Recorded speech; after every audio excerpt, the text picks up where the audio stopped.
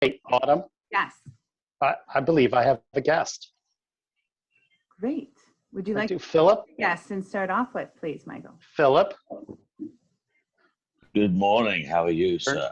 turn that video on there, mister. It's on. This, everybody, this is my friend Philip from the Philippines in Manila at what's the name of the school again? Center for Culinary Arts. Center for Culinary Arts. I spent a week in the Philippines with Philip and two other gentlemen to do not only an accreditation visit, but certification exams for his entire staff. Tremendous amount of commitment to the organization. In fact, they've just started a brand new chapter, which I believe was about 6 or 7 months ago. Correct. And I was hoping Jasper would have joined us, but that's okay. We'll take you, and perhaps he'll join a little bit later. So Philip, meet the rest of the group. This is Central Pennsylvania, Harrisburg chapter, and welcome to our meeting. Good morning, everybody. Good morning. Yeah, Yes, what time is it? 6:30 in the morning there. Good morning. Really? We're honored. Yes. Thank you very much for joining us and welcome. It's not like you had a choice, Tom. It's true. A lot of us know how Michael's strong arms, so thank you very much, definitely. Well, I learned from the best, right, Gype? Thank you. All right. Well, and officially welcome to you all. Again, I'm Chef Autumn Patty. I'm your president of the Harrisburg chapter. I welcome you to our meeting tonight. Before I do the roll call, since we're already a few minutes past, can I introduce to start the meeting officially? Yeah, move we start the meeting. Second. Second by Chef Long. Thank you. We'll go ahead and get started. And again, to welcome everyone, I'm going to go through my Brady Bunch screen here. I have Karen James at the top, otherwise known as Karen Klein, a graduate of the Hack Culinary Arts program. Welcome, Karen. It's great to see you. We also have Chef John Reese, one of our guest speakers for this evening. Thanks for joining us, Chef. Rashida, our student representative on the board. Thank you for joining us, Rashida. We have Chef Tom Long, again, another guest speaker, and our vice president. Thank you for joining us. Doogie, thank you for joining us tonight. I did get your message. We'll connect here at some point about June. I see Anna's in the background. Thanks for joining us, Anna. I know she's at work and cleaning up here, but certainly ready to deliver a report later on about education. Chef Kurt Weaver, I always say it wrong. Chef Kurt Weaver. Say it again for me. Weaver. So I was right the first time. All right. Kurt Weaver, who I'll officially introduce in just a little bit as our guest speaker tonight. Thank you again, Chef, for joining us. I really appreciate it. We have the Nastas there, I see. Thank you, Renee and Neil, for joining us tonight. Julie Maroff is joining us. Thank you. Welcome. We have Chef Cher Harris from the Hotel Hershey, our treasurer. Thank you for joining us. We have Chef Nicholas Arnold from the Hotel Hershey. Thanks for joining us, Chef. I get your email as well. I'll be in touch. Chef Michael Harrington already introduced himself, but officially welcome. Thank you for joining us. Thank you for sharing your snow and your trauma in Tennessee, having a little bit of snow out there. Yes, and I see another guest has joined us as well. Great. Yeah, I'm in Tennessee also. I'm in Bristol. It's 57, rather balmy. A slight breeze. It's rather nice. Roby, I wasn't talking about you. David, turn your screen on, David. But welcome, Tom. Thank you for joining us tonight. Thanks for having me. Autumn, my other guest is David Ivy Soto from down in DC, a longtime friend. Many of the chapter know him as a longtime participant in many of our events, especially early on when we were hosting culinary competitions. And just a quick plug here, David is also running for National Treasurer. Thank you. Thank you. And welcome, David. Thank you. And I'd just like to point out for Michael now, that's maybe 2.5 guests, even though he may not have been talking to anyone, not that we're keeping track, but thank you, Michael, for the outreach and welcoming other members to our meeting. We have Chef Gype, which I heard was at Myrtle Beach right now. So I'm not sure if he's able to join us on here, but welcome, Chef. We have Alicia Bird, a student that graduated years ago from Hack, Crew Hospitality, is it? Mm-hmm. You can unmute yourself. Yeah, Grand Cru Hospitality. Andrew. Hi. Welcome. Thank you Thank for you. joining us tonight. Absolutely. And then I see Chef Robach is on the phone as well as joined in there. Good evening, Chef.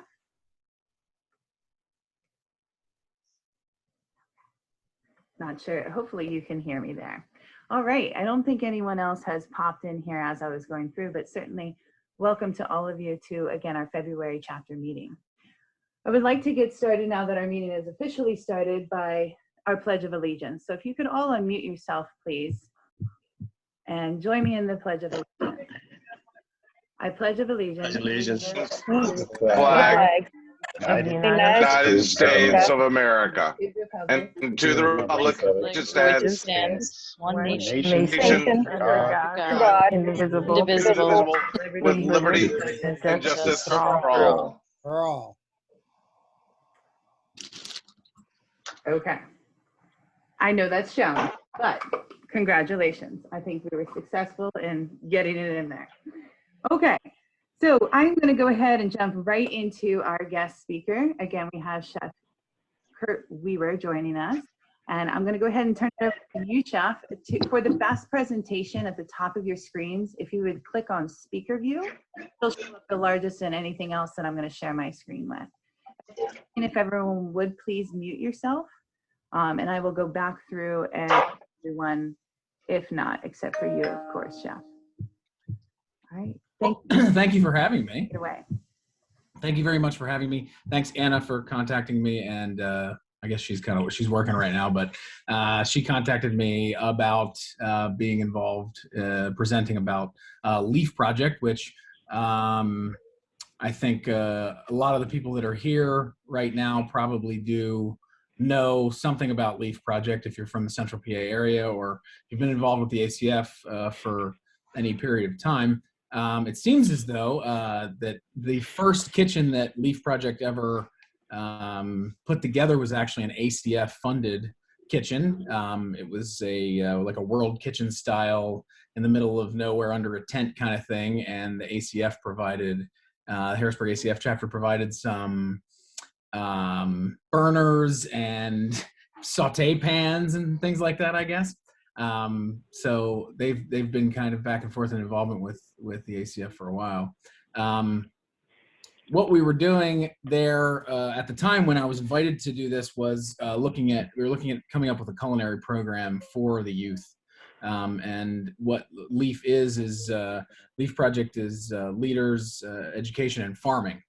And what they do is cultivate youth leaders from mainly the Carlisle area and teach them farming from beginning to end. So from seed to restaurant. I've used them for going on 6 years now for one of my main produce suppliers from, let's say, March through October.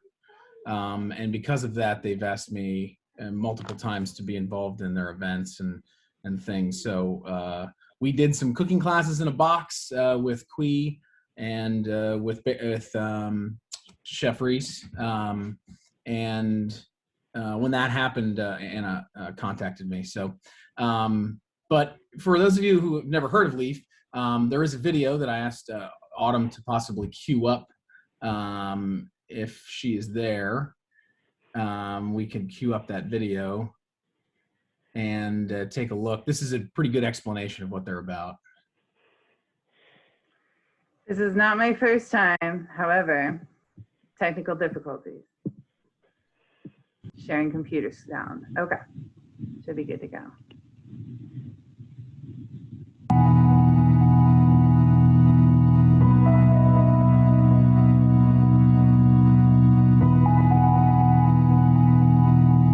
The Leaf Project's goal is to cultivate young leaders from diverse backgrounds through meaningful work in the food system. So Leaf is really important because they're using farming, which in itself teaches a lot of lifelong skills, but that farming is really a tool to teach the youth how to work better together, how to be leaders, how to work with businesses, and it's cultivating the leaders for our future area, all while creating a sustainable food source for our area. I think the biggest benefit for youth who are working in the Leaf Project is that they get a sense of who they are and they start to develop workforce and leadership development skills. It's helped me learn that there's no right or wrong way to lead people and build a community. It's just that everyone does it in their own way, and you can be an effective leader. The workshops that we do, there's a mix of diversity workshops where youth learn about working with people that are different from them. The most important thing that I've learned at LEAF is creating safe spaces for people to be themselves and to really value them for who they are. So LEAF's ultimate goal is to equip youth to build the world they want to see. So at the core of it, we're cultivating young leaders by putting them in positions of real challenge, real responsibility, real complex situations that they can see in a different light, and give them the support and resources to see how they would change that. The thing that I love about working with LEAF is the opportunity to see youth when they are like raw and untapped, and you can see their potential. And you can see that little thread and start to build something off of that.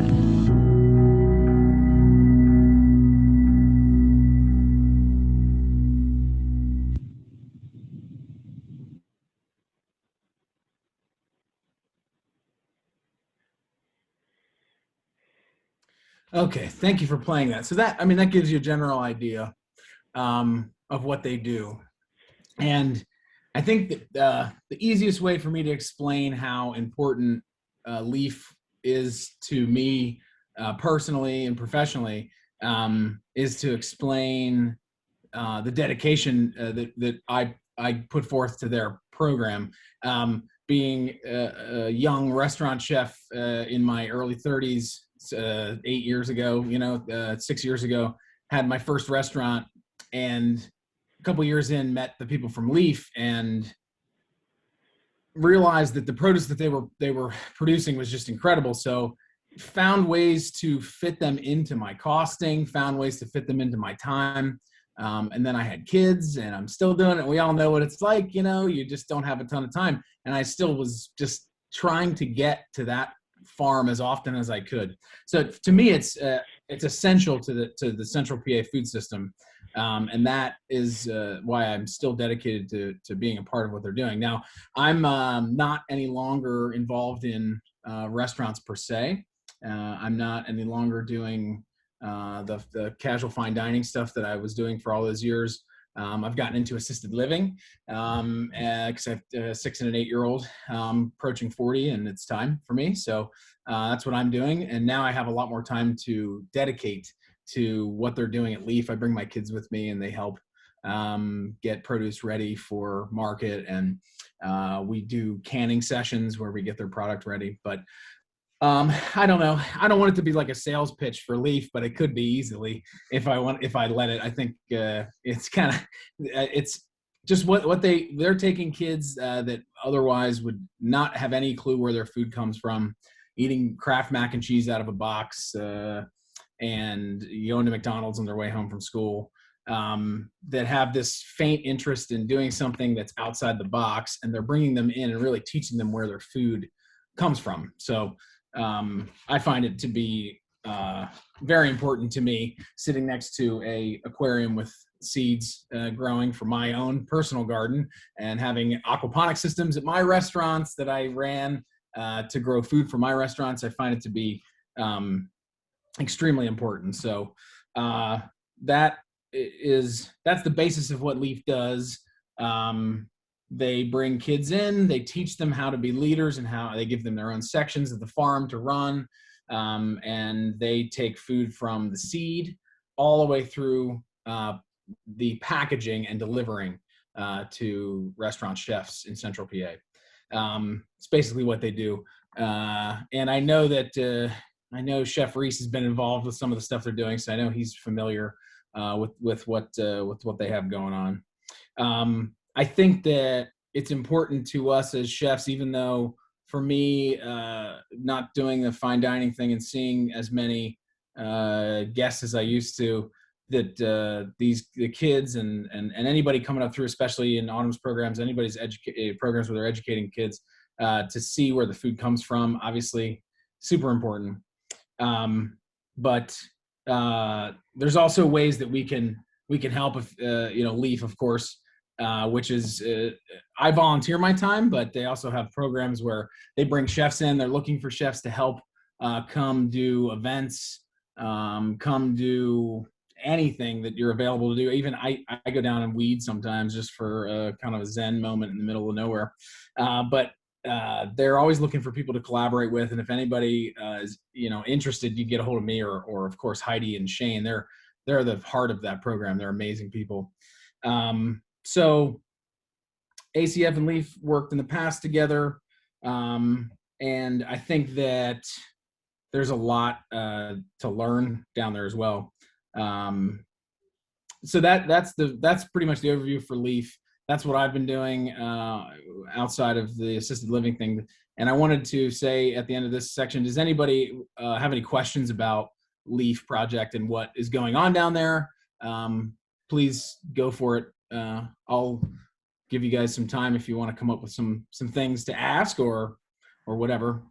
I'm good to go ahead and pipe in with the question first off. Well, what's coming down the pike? I mean, obviously we're in this environment now, but is there things coming down the pike maybe we can get involved with, things that our chapter can look forward to diving back in? I mean, we have been involved for years. We certainly, again, with Chef Reese just this past weekend, but what are some things coming down the pike that maybe we can look forward to being a part of and participating in? So they have the Savor event that they do every year. I'm sure some of you have heard of it. I've been doing it every year for 5 years now. And they'll be looking for chefs to volunteer their time for that. But Savor is a big one. That's one of their biggest fundraising events. So let's see. It was sometime, the whole pandemic's been such a wish-wash for me, but sometime in the middle of this pandemic, I started working with them towards coming up with a culinary program, an actual real culinary program for the kids that were there at Leaf. And just because of how tight their budget is because of the pandemic, Barry Crumlich is actually going to be heading that up as a volunteer. And he's going to be reaching out to chefs, specifically looking for them to help educate the kids that are down there. And so that's definitely one way. If Barry gets a hold of you, or if you know Barry, you can get a hold of him. That is definitely one way to actually be involved and teach these kids. They've got some good old school PA Dutch kind of things going on where they're, making pickled beets and they're canning them and selling them and they're making sauces, and it's really cool. And I love the resurgence of the PA Dutch stuff. And it sells at the markets really well because people are really into that stuff right now. So it's doing great. They're in the market in Carlisle every other week. So that's a really cool way that they are looking for anyone that wants to come and help. If you're into canning, like I've got a really weird obsession with canning, and I like to do all kinds of crazy stuff. So I go down and help them make a bunch of product, and then they can sell it and make some money for the program. But Savor, of course, which is a strolling supper. They're always looking for people with that to help with that. And honestly, Heidi and Shane, who run the program, husband and wife team, they are extremely good at working with anyone that comes down the pike. They improvise like nobody's business. I mean, you could show up at their farm one day and say, "I'm here to help," and they would go, "Okay, you can do this today." I mean, they're amazing, even though they have a really set program that they're working on. They're really great at improvising. So that's it. I mean, it's a tough year for everybody, of course, but what they're doing is one of those kind of fringe things that really is they're raising money with product coming off their farm, canning it, and then selling it at market. And then they do these events here and there. So that's basically what's coming up. Yeah. And one of the questions was, are they able to sell all of their produce? Are they able to sell all of the products they harvest? So one of the coolest things about Leaf is that they have they have a farm share that they sell every year. They have a regular season farm share and then a winter farm share. In the winter, they provide a ready-to-eat product or a value-added style like soup or something like that they made from their product. But they are able to sell the majority of their product through the farm share. So for a restaurant chef, like when I was purchasing from them, I would get a list. You can get a list from them every single week of what's going to be available. And you can try to work that into your into your prep, into your menus if you're doing specials or whatever. All of the places I had, the menu changed almost daily. So whatever they provided, I was able to bring in, prep, and serve the next day or 2 days later or 3 days later, and it worked out really well for me. But they do provide all kinds of product, and I can get into the product that they provide too. I'm very, very familiar with it, but if anybody would like me to, I can. But they do sell the majority of their product. In fact, to the point where when I would put squash blossoms on a menu and commit to it, and they would, they'd be like, listen, we're going to be, 150 squash blossoms short this week, because we sold them to the farm share, we had nothing else, et cetera, that kind of thing. So they definitely sell everything, and they're at really capacity that way. And when you say they take everything they take products to the market, which market are they located at? And any chance they could, they're going to be at the farmers market close to the farm, or at the farm show complex there? They are not at the market at the farm show complex. So the farm itself is located in Landisville, which is in Perry County, up over the mountains. So for me, I'm in uptown Harrisburg right now, and I'm looking north, and there's a mountain up there. If you go across the river and then head up over the mountain down in Cold Spring Road, I believe it is, 805, that's where they're located. So they deliver to anywhere in central PA, but they try to stick to markets that are somewhat close to where they're pulling their youth from. And that market is the Carlisle market, which I can't remember the name actually off the top of my head. I'm sure somebody down here would know. I can look it up though. Autumn, do you remember what that's called? I do not, unfortunately, but that leads into the next question. I mean, how do students get involved? So how do they get this? How do the students that are involved with it, how do they get started, or do they reach out, or, how you were talking about that market there? So they actually treat the student involvement is the high school student, is the high school level. The student involvement is treated as almost like an internship. And it's paid for by the board. So you have to apply. So the students that want to be involved in the actual LEAF program will go on to leafproject.org and apply to get basically a scholarship to be a part of the program. And then they go through the application process, and Heidi and Shane and all the other great people at LEAF will do interviews with them and things, and go through the scholarship process, and choose the students. I want to say each session, which is summer and winter, is there's got to be 12 to 15 kids in there at least. Even from Carlisle School District, that's pretty good to pull 12 to 15 kids at that age that want to be involved in produce. So do they do outreach? Do they go to Carlisle schools and talk about the program to get students to know about it? They do a little bit of that. I believe that the Carlisle area school district does a lot of the outreach for them, actually. Okay, awesome. Another question, and I am reading everyone's questions in the chat. I'm not just, commandeering all the time here. Another question came through. Do they grow any specialty products, like any heirloom products? Do they collect seeds? Anything unique that you found? So I meet with them every year for the last 3 years in January. And we basically go through what I think, what they think, what they've seen that's going to be trending, or that chefs will be looking for in restaurants. So they do tons of heirloom product. A chef specifically asked them to grow Mexican mint marigold one year, so they grew that, and which was really cool. That mint flavored marigold, which is awesome. But they grow a habanada pepper every year, which has been huge for them. They sell a ton of it. It's a habanero pepper without the heat, if you're not familiar. And so you can use that amazing, smoky, sweet, awesome flavor of a habanero without burning people's faces off. And I used to use that a lot to trick people, you know, because it comes out on the plate and you smell it and you think you're going to eat this habanero, and then it doesn't burn at all. They do paper lantern peppers, and all kinds of heirloom products. They get the majority of their seeds from Johnny's Seeds, which is an amazing company that does everything you can imagine.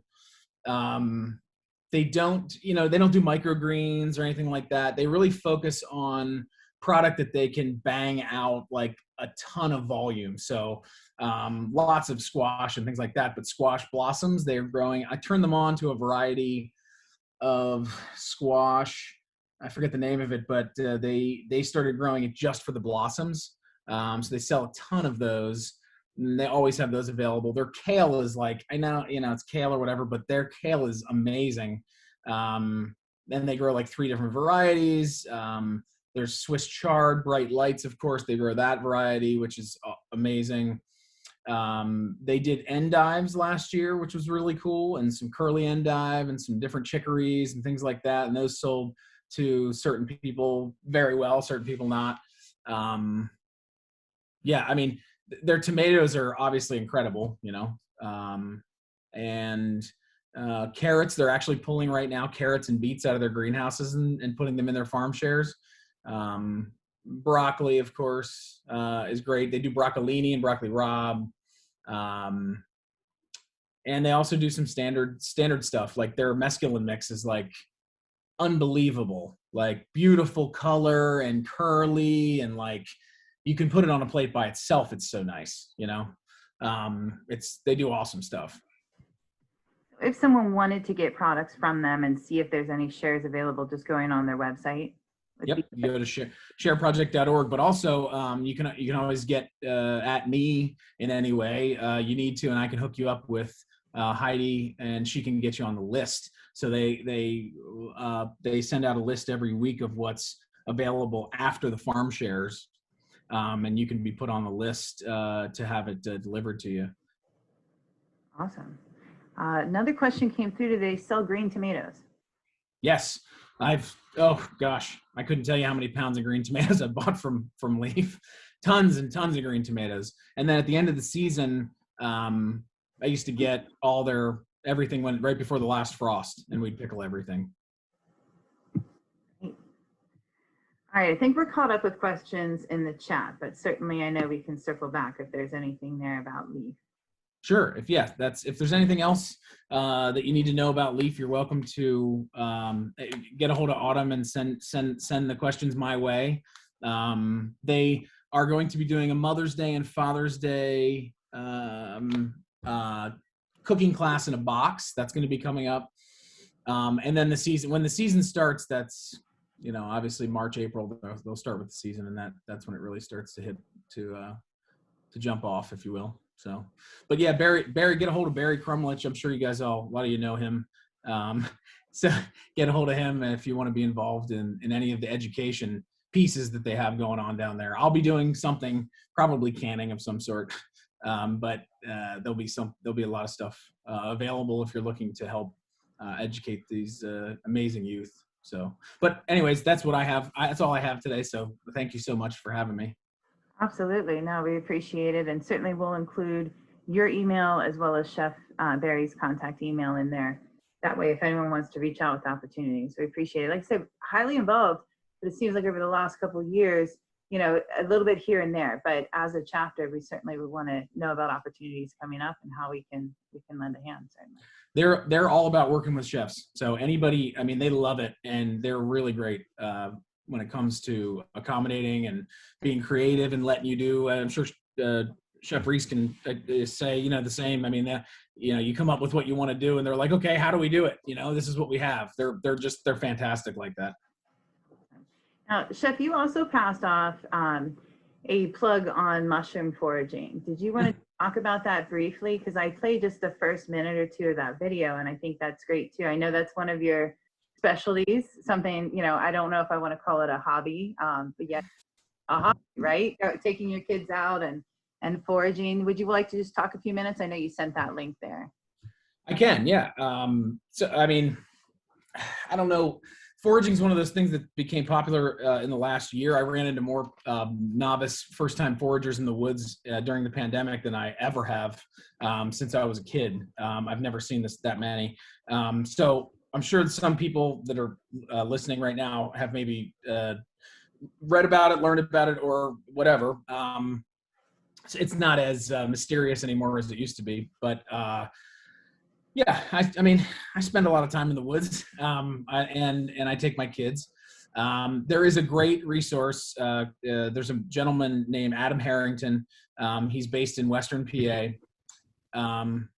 and whoops, he there it is. Yeah, so his YouTube channel. There you go.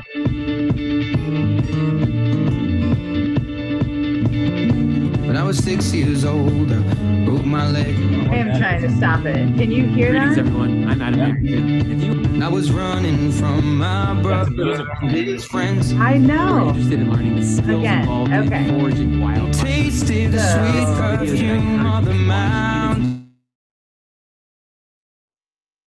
Okay, so his YouTube channel, Adam Harrington, is easily one of the best resources if you're looking to get into foraging. I'm always interested in teaching people as well. So the best way to get into it is to go out in the woods with someone who knows what they're doing. I don't ever recommend anyone to go out and attempt to forage without having at least been in the woods with someone that can positively identify wild product. So this guy though does do some great basic level videos that will show you how to identify some simple edibles, even just, wild spring greens and garlic greens and things like that, and clover and just some basic stuff that it's really hard to mess up, and you're not going to get sick if you eat the thing that looks like it, that kind of thing. When you get into mushrooms, it's very different. It's very important that you really take your time, learn, and go out with someone that knows what's going on. But there is an amazing network of foragers in the northeastern region that you can get hooked into, that when mushrooms do come into season, they can provide you with anything and everything. Just looking at the list that's on the side of your YouTube thing. I mean, morels, of course, and chicken of the woods and chanterelles. That's my niche, is the chanterelles. I have a knack for finding them, and I've been selling them to local restaurants actually now that I haven't been using them all on my menus. So it's kind of my thing. But there's a whole network of these foragers that go out, and that's all they do. They make all their money selling these foraged mushrooms to places like Tired Hands Brewing Company, and they make a beer with chanterelles, and down in Philly, and they drive up to New York and sell them all and things like that. But again, that's something I used to use in the past. I don't anymore, so I can via email hook anybody up that needs or is looking for Central PA or East Coast kind of foraging. I tend to stay away from talking too much about foraging when it comes to using this stuff in restaurants, because it can be dangerous. Not that anybody doesn't know that, but I tend to shy away from talking about how positive and amazing it can be, unless you're going to go through someone that already knows like what they're doing. You also have to be certified in Pennsylvania now to sell or prepare and sell any wild mushrooms. It's a certification you can get through multiple different places. Mushroom Mountain is one of them. And my friend William Padilla Brown did a class and certified a bunch of us a couple years ago. John Kelly, Seafood, JB Kelly Seafood, he's got a certification. He's at the Broad Street Market in Harrisburg.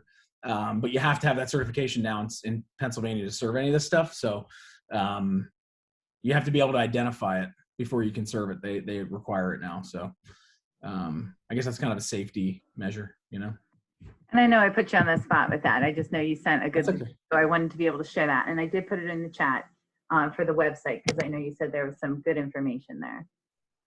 Yes, Adam Harrington, if you're interested. And it's fun to do on the side just to kind of learn. If you're as obsessed with food, as I am, and you know that there's free food out there that you can just find in the woods, sometimes it gets you out there. I don't know.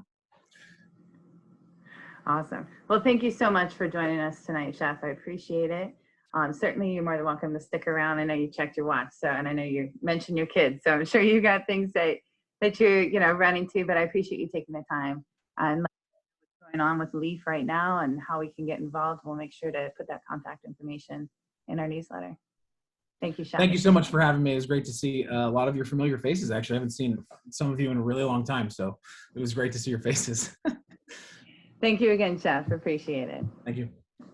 All right, I'm going to go ahead and continue on with our meeting. We had a few others sneak in here after I had already concluded the welcome. Although I did miss Joe Padamotsky. I apologize, Joe. Welcome. Thank you for joining us. I know you're here very often, so I apologize that I did miss you in my Brady Bunch lineup. Also, Chef Bob Coral had joined us. Welcome, Chef. And I thought I saw Chef Tim Harris, but I do not see him now. Okay. So I don't believe that I've missed anybody else, but I wanted to make sure to welcome everyone there as well. Terry Wright. Terry Wright. Yes, Terry. Welcome, Terry. Thank you for joining us. It's good to see you. Okay, I'm going to go ahead and move on with our agenda. Making use of my whiteboard. Again, this is my classroom setup. So next up on our agenda is our January mise en place.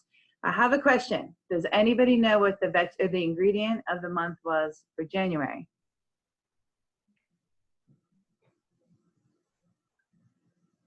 Seriously?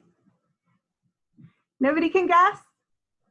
Okay, nobody say anything, and this is why I'm saying seriously. Here is our newsletter for you from last month with the phenomenal recipe of the month, honey soy roasted parsnips. I see someone entered something in the chat. And then the ingredient of the month, which is parsnips. So I kind of had a feeling no one would really be able to answer that question immediately unless you had part of, the whole coming up with that recipe and writing that ingredient of the month. So I thought tonight we could certainly take a little bit more time diving into the ingredient of the month, which happens to be my B item that I brought tonight for the BYOB, which is bananas. So we'll talk about that a little more because I felt like it being in this newsletter, we're really not getting out of it what we want. And for those of you that need continuing education hours, you will get one continuing education hour for taking a 10-question quiz on the Learning Center. It's that simple. And I'm going to go over 5 of the questions tonight. So I'll already get you halfway there. All you have to do is read that newsletter, take that quiz, and you get an hour. I know some of you need it. So in any event, not shocked, but let's go back real quick because again, awesome, phenomenal recipe in here and something new that we started here just this month, bringing back the recipe of the month from Chef Long. That looks great. Honey soy roasted parsnips, just to bring your attention. At this point, I want to make sure everybody has seen it and entertain a motion to approve or any discussion on any changes to the minutes as written here in the January mise en place.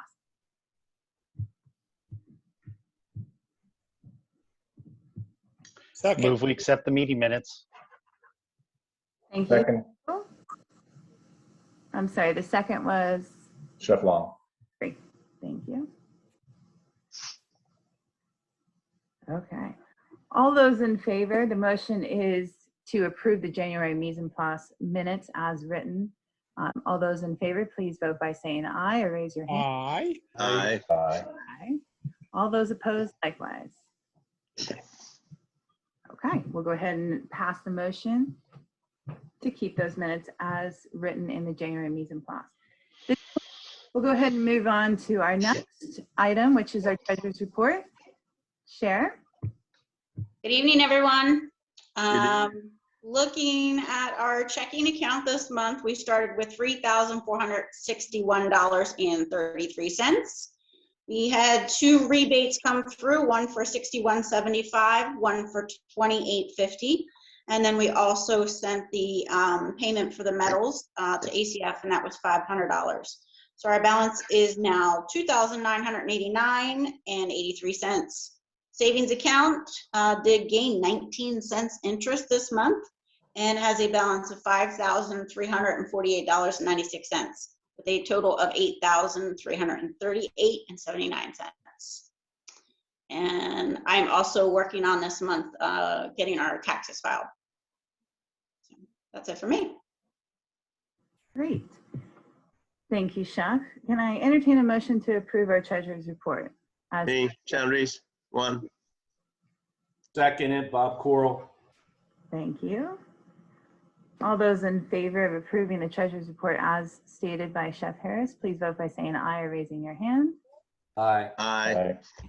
Any opposed? Likewise. All right, motion will carry. Thank you. While we have you, Chef, as well, can you provide an update on our account? As a board, we had discussed in regards to starting a new account, looking into the fees we were incurring, and we've made a decision. Chef, do you mind sharing where we are with that? Yes, I reached out to PSECU, and they do provide an account that is made just for organizations. And with that, it's almost like an application process, but I think they're just making sure that they're in good standing with us in the way that we're operating. They like to see our bylaws. They want to know who the officers are, and then it also does give rights to those officers to also access that account at times when they need to. And it just seems to be very well laid out. So I am in the process of getting that to them to start that account and then transfer from the M&T Bank over to there. Great. Thank you very much. Appreciate it. All right, I'm going to go ahead and move on then to the president's message as the next up. I did want to take the opportunity to, again, kind of let you know, communicate about what our board has been meeting about. We're each individually taking on new things that we want to grow our chapter with, new things that are important to us. Personally, I am all about education. It's really a passion of mine, but even more so learning myself. And that's where this ingredient of the month comes into play. I forever thought a banana came off of a banana tree. Did anybody think bananas grew off of a tree? Yeah. I cannot be the only one, right? Yeah. Actually, the world's largest herbaceous plant. It's not a tree, it's tree-like. I had no idea. I still get giddy when I learn something like that. Anybody know what the largest bunch of bananas found in the world? It grew in the Canary Islands. How many bananas? Oh my gosh. 462. That was pretty stinking close. Did you guess or did you read ahead of time? I read the ingredient of the month. So you prepared. All right, that's close, but not exactly right. Anyone else have a guess? 463. Ooh, a little bit more. I'll say 400. All right, I'll end your misery. It's 473. That is question 1 on your exam. All right, the stars aligned for me. Bananas is the ingredient of the month. We have Mardi Gras. Fat Tuesday is tomorrow. I mentioned the BYOB, and my daughter has been talking about B words for the last week. So I have bananas. Bananas Foster. Excuse me? Bananas Foster. A Bananas Foster, absolutely. I thought I'd do a quick demo for you while I'm talking about banana facts. And for those students that are here, I'm sure the first question is, can you provide the recipe? And my answer is no. I apologize ahead of time, but no, because I'm going to show you it. I have a few ingredients. I have butter, brown sugar, I have Myers dark rum, and I have banana liqueur, and I have my bananas. Then what I'm going to top it with is what happens to be in my garage, because that's where I'm at here for you. So, quick setup. In my menu design class, I'm teaching about putting things on the menu. You don't want to put them on the menu if the servers can't provide that service. And in my dining room management class, we've been talking about the idea that if you are going to provide and put something, again, doing this service like a French style cart service, table side, what does that involve? Well, now the servers have to be a lot more talented than just being able to write down your menu item. So I'm starting my butter in here. There's a couple different varieties, different ways to do this. Most recipes will start off with butter, add your brown sugar, go ahead and add your bananas in there, add your banana liqueur, let it get some flavor, add your dark rum in there. I like to actually saute my bananas first. I like to get a little caramelization going on, then mix my butter and my brown sugar, which always gives me a hard time. Now this is almost ready, so I'm gonna go for it. But what I need to do is come up as I'm slicing it. For anyone out there, you always wanna envision what your final plate is gonna look like. So I have pancakes here, I have ice cream. So I certainly wanna have a little bit larger slices here. I wanna be able to incorporate that. I want to have some texture, but I don't want it so huge that I feel like I need to serve a knife with it. So I'm going to go ahead and just get these started in here. I'm letting this brown, and I have with me just a bowl to put it off to the side, and then I'll go ahead and make my syrup. Now, we talked about bananas Foster, which is certainly a New Orleans, one of their famous dishes, but beignets, served with beignets is possible over top of pancakes. Again, over top of ice cream as a traditional bananas Foster. I prefer to even spice it up a little bit and make it a little bit branch off of it, an apples Foster, a peach Foster. You can make a large variety, but we're talking about bananas. Speaking of which, most common variety of banana. I'll figure out where the camera is in a minute. Anyone know what it's called? I know I have some knowledgeable students on the line. What's the Cavendish. Yes, a Cavendish. Great. And very much similar, botanically the same, we have a plantain. If you can see these plantains here, at the grocery store, the woman asked what the number was for the green one versus the number for the yellow one. And I said they were identical. Can anyone share the difference between the two?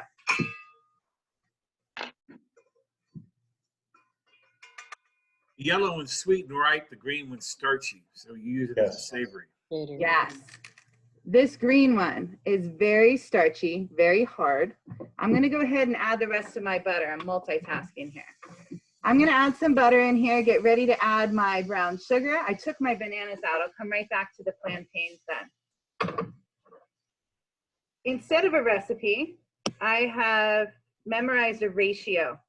I have 1 part butter to 2 parts brown sugar.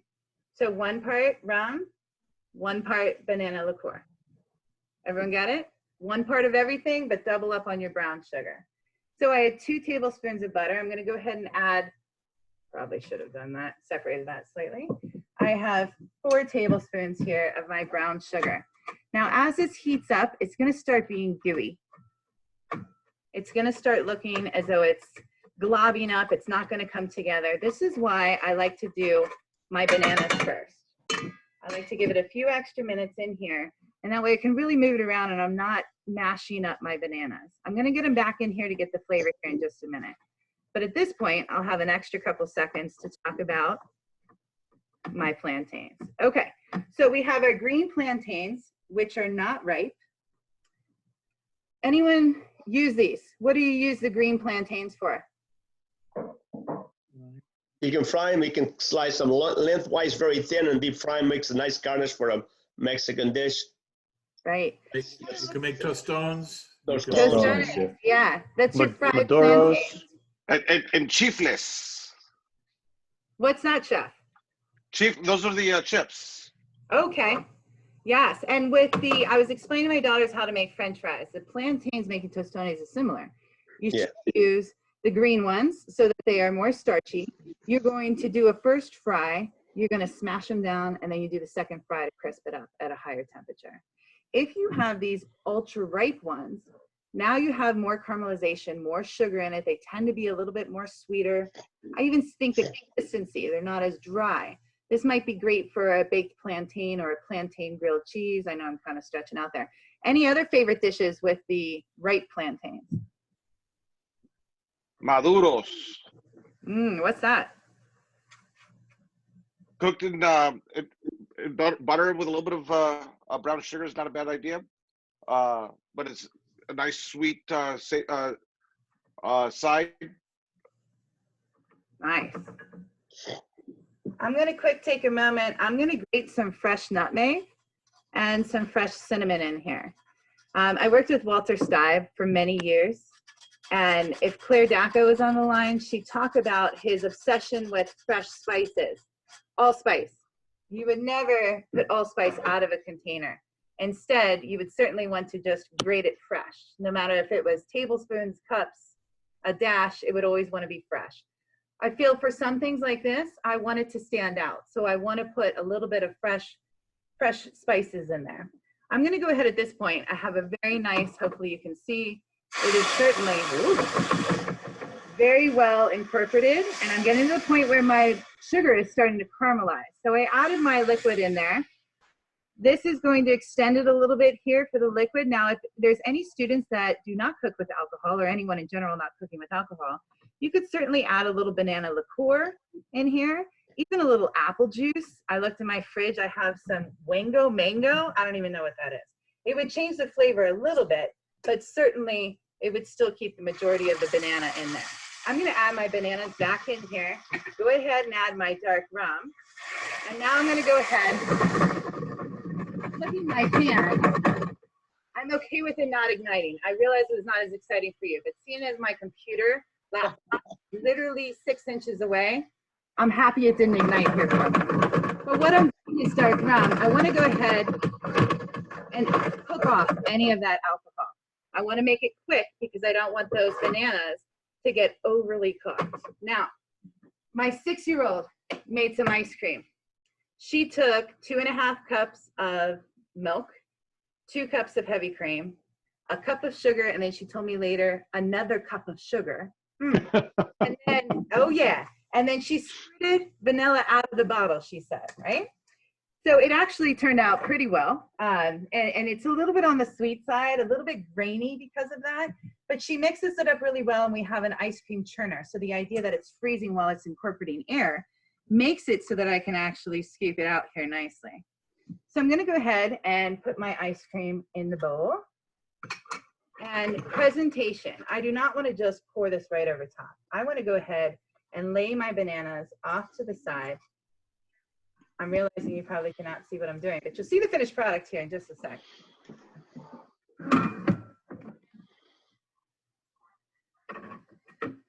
Nope.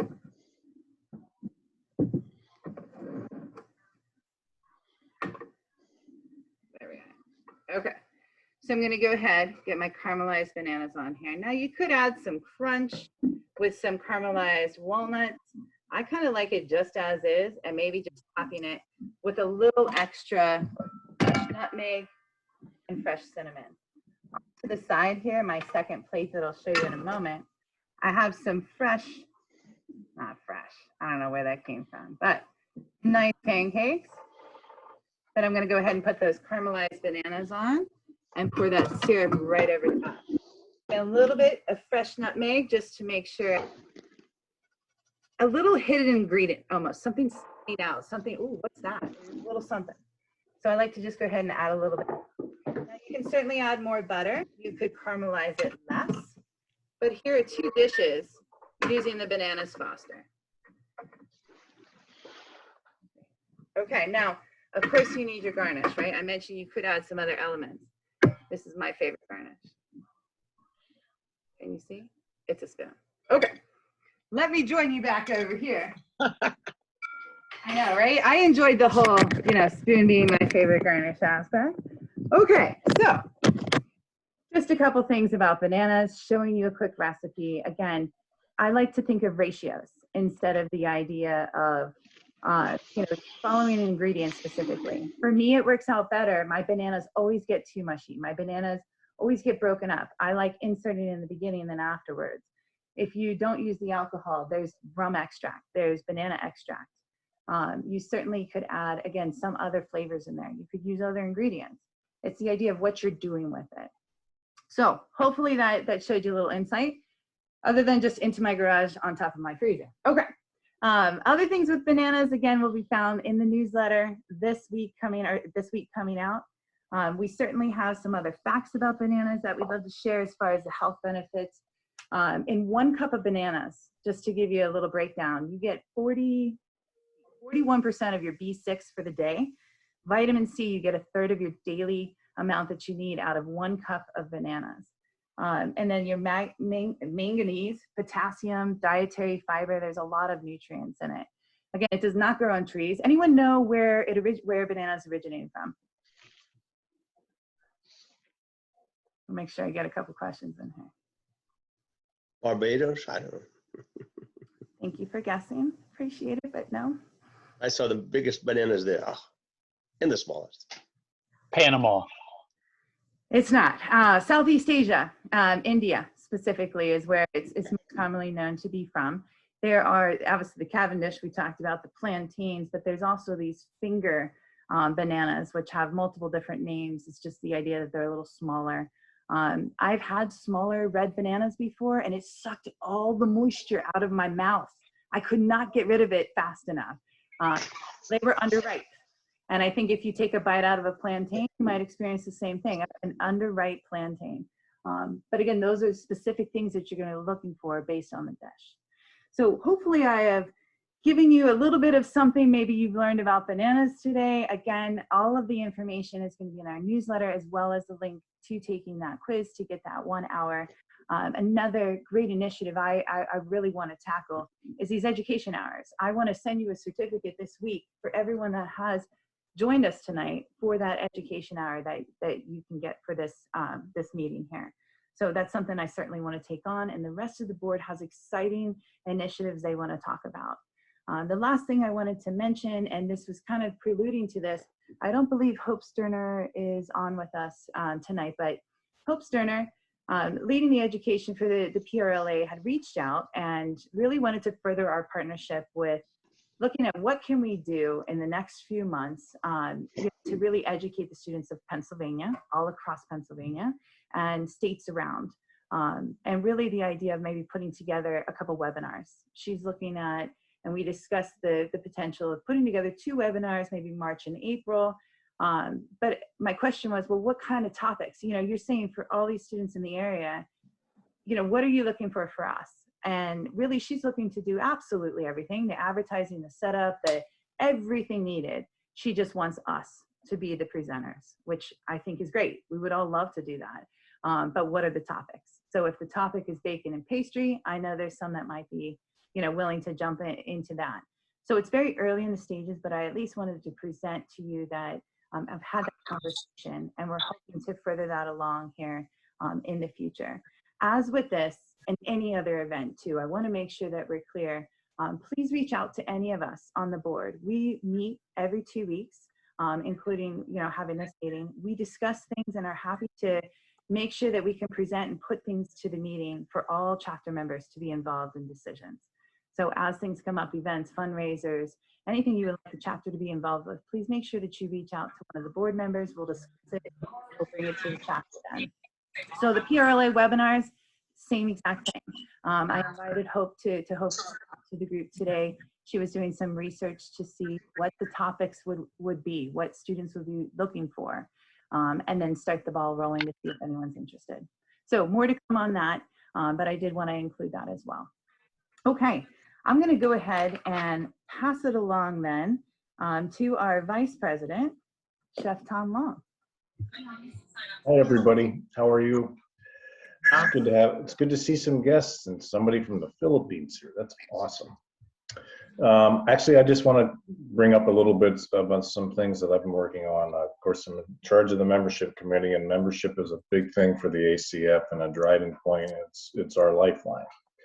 So one of the things that we've been discussing is to try to become a little more transparent about what our members want and their needs. And so we are going to be sending out in the next week or so a Survey Monkey, and we're going to be starting with education and what you would like to see.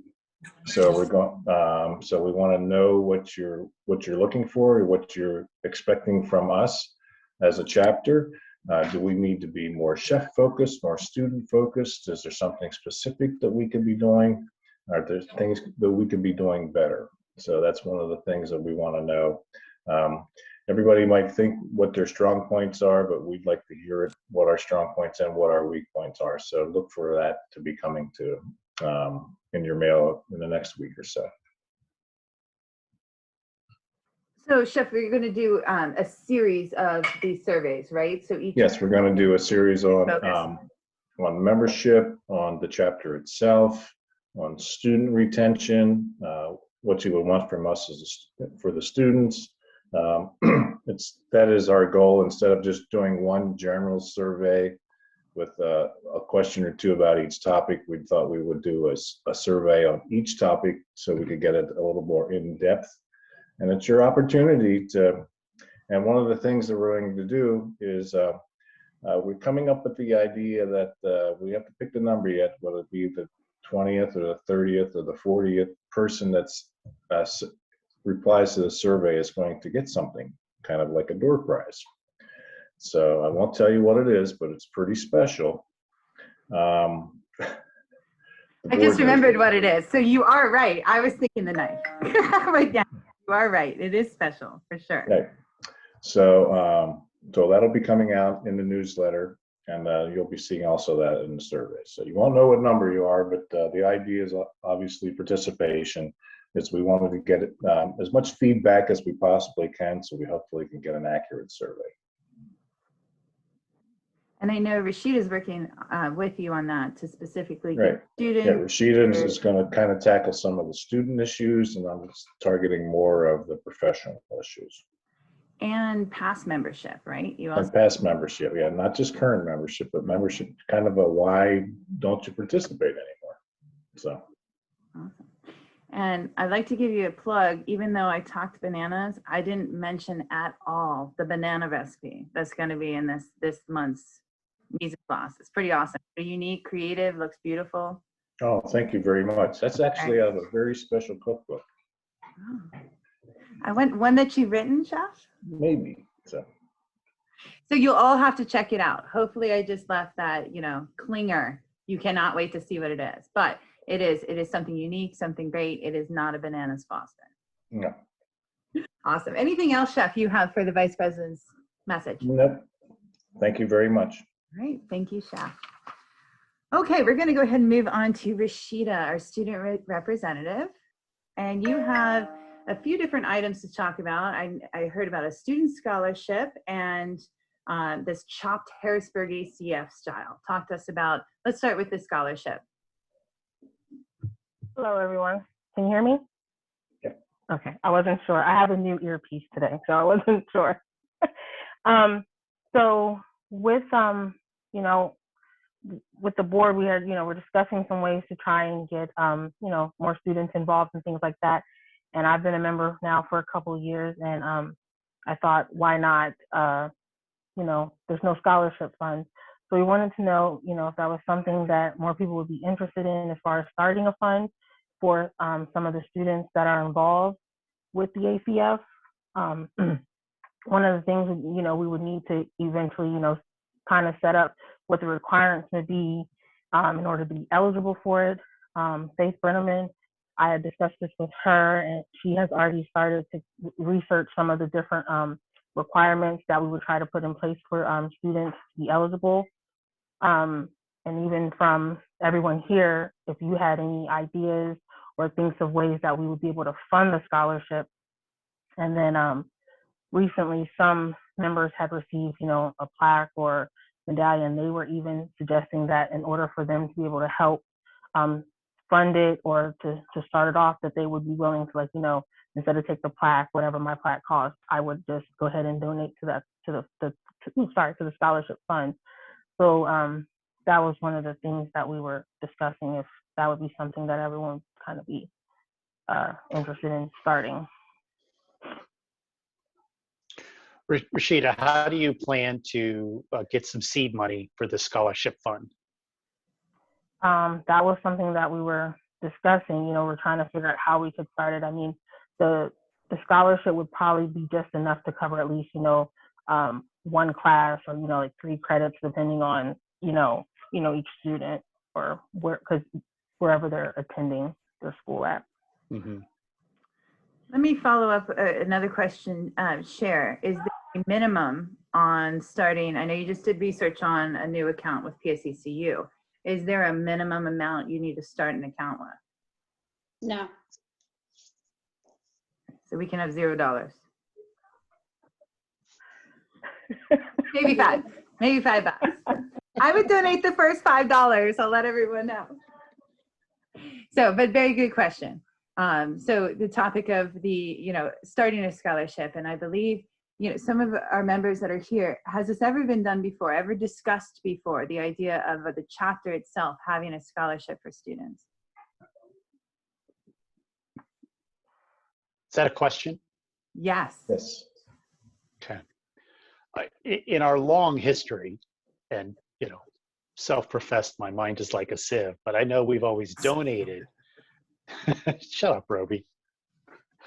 I know we've always supported scholarships for students, or at least given some money in some way, shape, or form. But I don't know that we've ever done any level of formal scholarship or established an account in that respect. Yeah, so the only thing that we always donated for the PRLA always has a scholarship that we were involved with, but not necessarily, right, we didn't do it ourselves, not that I remember. Didn't we couple up with the PRA for a while? Yeah, we did that. Yeah, PRLA, we did that. We're still doing it now. Yeah, but it was their scholarship. It wasn't their ours. scholarship. It was not ours. Yeah. Right. Yeah, but did we participate in some kind of fundraiser, and that was part of the money? The reason we got the money.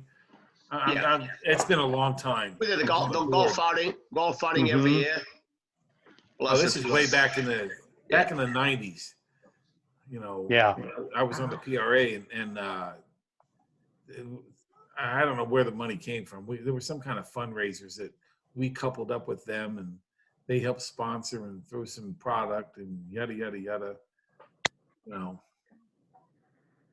So it sounds like, in addition to what the criteria are, what would be like a revenue source? How would we be able to feed into that scholarship needs to be considered, I think. Well, I would like to see, I would like to see us at least get a white paper together to present to maybe some outside organizations, or maybe even some longtime vendors, although it's really not the right time to go to vendors for a donation, but at least we can make them aware of what our plans are, and that perhaps we're looking at soliciting funds for the scholarship in 2022. If they see that, perhaps they'll wish to donate this year. That would be a bonus, but we need to start it off somehow, and I think the chapter should start off with some money. I don't know what that number is. Our dollars seem to continue to go down, especially this year and last year, since we weren't able to do any fundraisers. But I know that I'd certainly be able to throw the first $50 out there, and if anybody wants to match it, or I challenge the rest of the membership to put something out there, and let's get this started. Even another thing that we can take some of the membership fees, the membership money, and maybe put $5 for every membership dues, and put that towards that fund on a regular basis. So I mean, that's something that we can. We only get about $5, right? I know we got about $5. So you think about, no, we get more than that. Oh, you guys are robbing me then. I paid 10. We'll get more than that. Well, John, that's not a bad idea, but we would have to raise our dues as a chapter in order to do that. We haven't raised them in a long time. We haven't raised our dues in a long time. The raise in dues has only followed the national organization, and then I think we tap $5 on top of that. Yeah, so that's like I said, we never really increase our local. Right. Chapter always goes up, but then we never really adjust ours. We just get less. Yeah. But we did also waive our fee or our rebate for A students that are a $50 fee as well. So I heard Michael was willing to donate $50 to the fund. Yep, I'll put the first 50 out there. I'll match you. Oh, Chef Long's gonna match it. I heard $100 already. I think that's enough to start an account. I heard Roby. Roby said he'd match it, $50. And a penny. Chef Harris, she's our treasurer. Okay, so I see members contributing to a fund that doesn't exist. Can we officially entertain a motion to vote on starting a scholarship for students? Let's do that. If anybody would like to make that nomination, I open the floor. I move that we open an account and we create that account for scholarships, and we put $50 seed money for Michael because he's local. I'll mail mine in because I'm in Bristol. unless we can transfer, and that'd be the best way. Roby, Here, can I'll set that cover up. you. You can pay me, Roby. I'll cover you. Okay. Anyone else? Okay. That's awesome. Thank you so much, chefs. Let's go ahead. I heard a first and second. Actually, I heard a first from Chef Roby. Was there a second? Second. Second. Thank you, Chef Long. So the vote is to officially start a scholarship fund with opening the bank account at PSCCU. At this point, we have not decided what the criteria is, how it's being awarded. We are just officially voting on starting the fund. All those in favor, please vote by saying aye. Well, do we need any further discussion? Very good point. Thank you. Is there any further discussion before we vote? Okay, hearing none, seeing a couple shakes. Officially, we will go ahead and vote. All those in favor of starting this fund, please vote by saying aye or raise your hand. Aye. Aye. Okay. Any opposed? Likewise. Hearing none, the vote will pass. Great. So, Cher, as you open that PSCCU account, the savings and checking, please, do some research to finding the out for a scholarship fund as well. Great. And thank you, Chef Harrington. Thank you, Chef Roby. Thank you, Chef Long. And anyone else, we'll put this in the newsletter. If anyone else would like to donate to it, I think this is just a good avenue. I think there are some members that would like to see, their money and being contributed in some way to our chapter there and students of our chapter, which is awesome. So thank you all. Appreciate that. Cher, if you send me an address, I'll put a check in the mail. Will do. Awesome. Thank you. Who does it get written out to? The ACF Harrisburg. Okay. Or there's always Temple University, care of Evan Heron's College Fund. Right. I figured that was coming. All right. Thank you all. Appreciate it. Renee, if we could put that info in there too, of where to send anything if anyone would like to make a contribution, that would be great as well. Thank you. So Rashida, still with you. You had brought up a couple different really great concepts here, and the second one was all you. So I certainly wanted you to be able to introduce this. CHOP the Harrisburg ACF way. What is this concept? This concept is, I took it from how we always had earlier when the pandemic started, we started with the different competitions that we were doing. And I felt there was something else needed for everyone to kind of want to be a part of it, even if it wasn't, for a specific prize or something. So we decided, we talked about the CHOP, like having our own version of CHOP, which is kind of virtual. So with this, we were asking to have 3 volunteers each month nominate themselves to participate in this CHOP style competition. And with it, we were thinking of picking 3 to 4 items, ingredients or spices that you would need to include in your dish. And tonight, I'm asking the students who are on to chat or either email me with some of your ideas for ingredients. And then that way on Wednesday, whoever's volunteered, I can send out to them to say, here's your ingredients, here's your list of ingredients that you need to incorporate in your dish. And also with that, we're asking the volunteers to purchase the ingredients. So you could probably use it as a way to make a dinner for your family or for yourself. And that way, on our next meeting, March 15th, we would ask you to have your prepared dish, show it to us. I want you to be able to talk to us of how you came up with it, your flavor profiles. And then this is a way for you to also give us any insight onto your dish, what made you think of it, any personal aspects or connections that you have. Like maybe our ingredient, would be like a carrot, and you're like, I love the way my mom made carrots, so this is why I wanted to make this dish. She made this carrot dish. It's different. Try to have that personal connection for us to kind of get to know you, but also it's a way for us to see 3 other people take the same ingredients and create a dish in a different way, and then that can give us other inspiration for other people to want to volunteer and also to participate in this type of competition. So that was something that we were trying to see if we could get people to participate in. Rashida, if I understand you correctly, you're going to have a group of students pick a handful of ingredients. Well, they'll And give then- me ideas for ingredients. And then at Okay. the end, I would choose what the ingredients would be. Because I want to make Oh. sure it's the ingredients that everyone can access. Everyone's kind of Mhm. near a Wise or a grocery store Mhm. that's local. So that it's not going to be the off the wall type things that Chop normally has. It's just the way, Mhm. I just want to make sure everyone can say, I can get a cinnamon stick, or I can get, a whole chicken, something like that, Okay. so that everyone does have access to these ingredients. That way everyone can, who wants to participate can participate. And if then I who could- volunteers? Oh, go ahead, Yeah. I'm Autumn. sorry, Chef, what I was going to say is that the idea with the students, I think we should have, which there's only 4 of you on, but students that are here, she wants to engage. What do you think ingredients we should throw in it? It's just this time the idea of let's get some ideas flowing. If anyone can think of something, but ultimately Rashida is going to come up with a list of here's the 4 items you must include. Send it to hopefully 3 chefs that volunteer tonight. And that you purchase the ingredients. It's nothing that's super expensive, but you make a meal at home, you take a picture, come back and share with the students. Here's how I put these ingredients together, and here's the different flavor profiles I've added.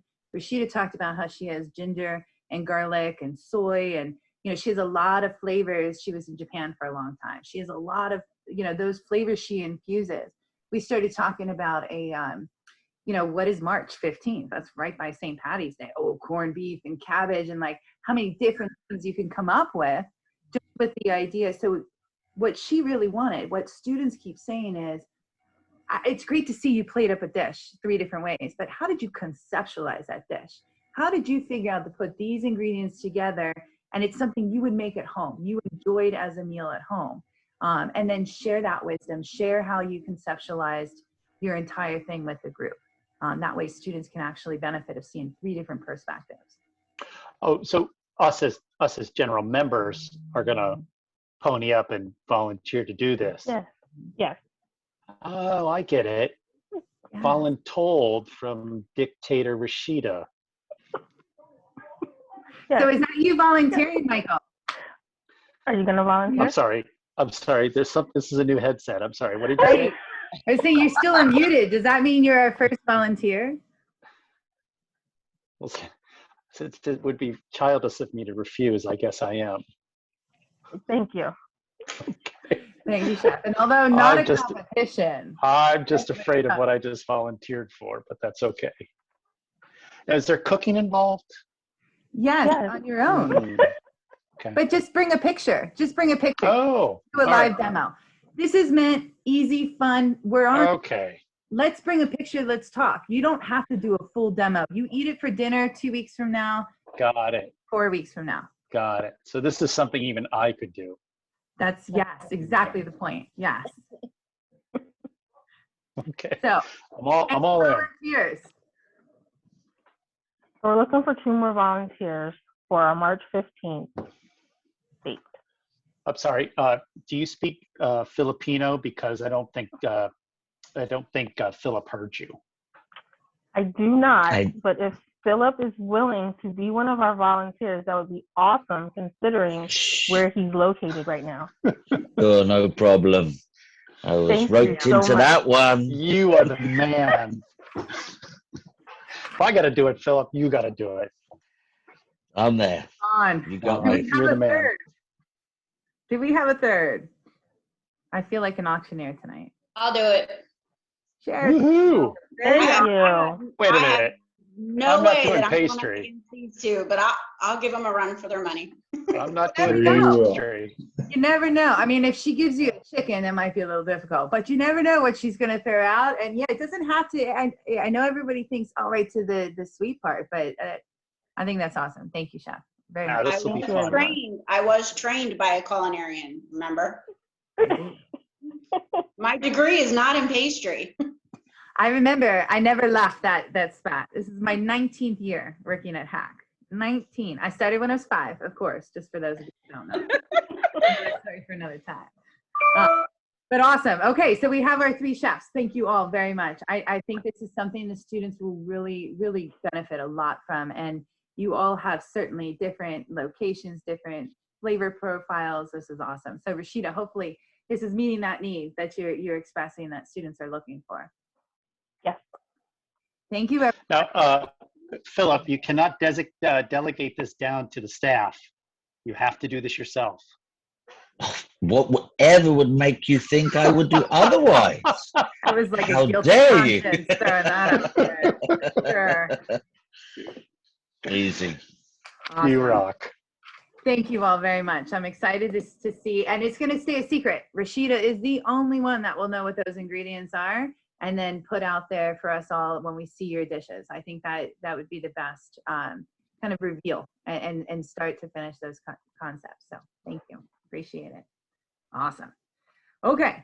With that, I'm going to go ahead and move on to, I open it up to if there was any students on the line. I know Chef Coral's here if there's anything with the apprentices or Chef Arnold, but how about any students? We haven't heard from you. We are week 5 now, I want to say. For some secondary, you've been going to classes for a month and a half, in school, hybrid, remote, Zoom.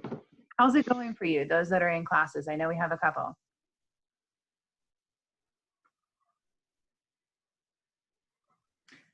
I can call on you. All right, Renee, I see you. Go ahead. How are classes going for you? They're good. I don't have any actual cooking classes this semester. Everything is cost control, purchasing, and actually introductory to hospitality, which is sort of weird because it's like my last class. So I did it in reverse. So, but ironically, they all are tying almost directly in together. A lot of the information is the same from one class to the other. And so if I miss something in one class, I'm picking it up in another. Very timely for me because we just opened a small cafe sandwich shop and I'm in charge of sourcing all of the stuff and doing this purchasing and food costs and figuring out how much money we're making, losing, and otherwise. So for me, it's actually, it's probably the most applicable to my real life at this time than some of the other classes that I've taken. I mean, it's literally something I'm doing right now. Lots of spreadsheets. That part I don't like. And all your classes are on Zoom, right?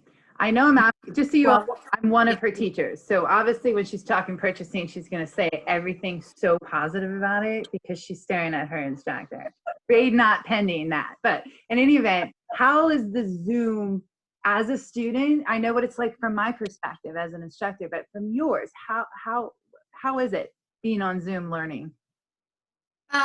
You're the only class right now that I have on Zoom. The other 2 are strictly online. So there's really, everything is pre-recorded. And it's more or less self-paced as far as those go. Sometimes I like that because I can try to work ahead when I have free time and cram as much, I can front end load the work.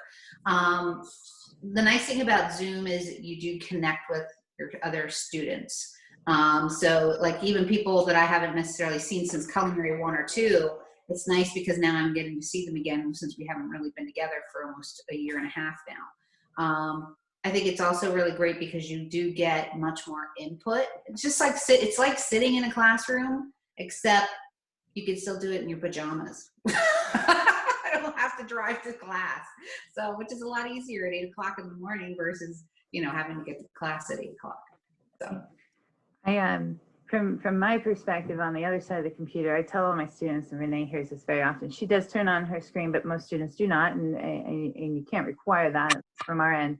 But I say to my students, I know you're on the edge of your seat, and you cannot wait to hear what I have to say next, because all I see is a black screen. I'm staring at myself. It's like I'm talking to myself in the mirror like it's a TV show. And when I tell a joke, I'll wait for you to get off the ground, because I know you're rolling, laughing about it. And, it's kind of, but I keep envisioning that I'm looking out into a classroom, even though it's a Brady Bunch style. So from your perspective, that's where it's interesting to hear. I know I fumbled with Zoom tonight, but, there's, I'm hoping there's benefits to it. Are you seeing any benefits to being other than with your schedule? I mean, I think it's, I don't know if there's any other specific benefit other than it works better with the schedule, and it certainly is nice not having to go out when the weather's bad. You do lose, a lot of times you have delay and sometimes you have those technical issues, but I think it's what you make of it. And some people will say, oh, I don't get anything out of a Zoom. And it's like, well, but if you're not participating, so, cause like I find you have a handful of people who are always participating and are always answering questions and getting involved versus like the other half of the class, which is just sort of there to, put their time in, so to speak. But that's life. I mean, so I think you have to take ownership. If you aren't getting something out of it, it's because you're not putting anything into it. I guess it's just my perspective. Well, but I've noticed that too, is students want to engage more, but you gotta open the door a little bit more. And I remember Renee's face specifically. I pulled this from my daughter's kindergarten teacher. She has a cup full of popsicle sticks that has everyone's name on it. I said, when I ask a question, I won't wait for you to unmute. I'm gonna pull out your name. I'm gonna say, great, so-and-so, and I'll ask you to unmute and you answer the question. It's the way to like, am I gonna get called on now? And it's okay to not know the answer, but just the engaging part of it and hit it on the nail is trying to get the most out of what you can. And again, everyone has a choice whether they're going to go to, at least for the secondary school. And I think, it's working out very well.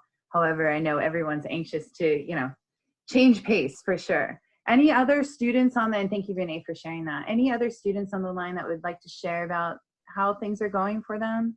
I don't want to twist anyone else's arms, but okay, I'm not seeing anybody jumping. Okay, but thank you, Renee, for at least certainly giving that insight there.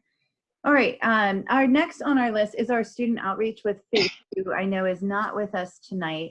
She did have to work, and I know Rashida and Faith were working very closely together, and Rashida's covered a good bit. Was there anything else, Rashida, that Faith had for her report on student outreach? At this time, no. She's just been really, really busy because she's working at the hotel.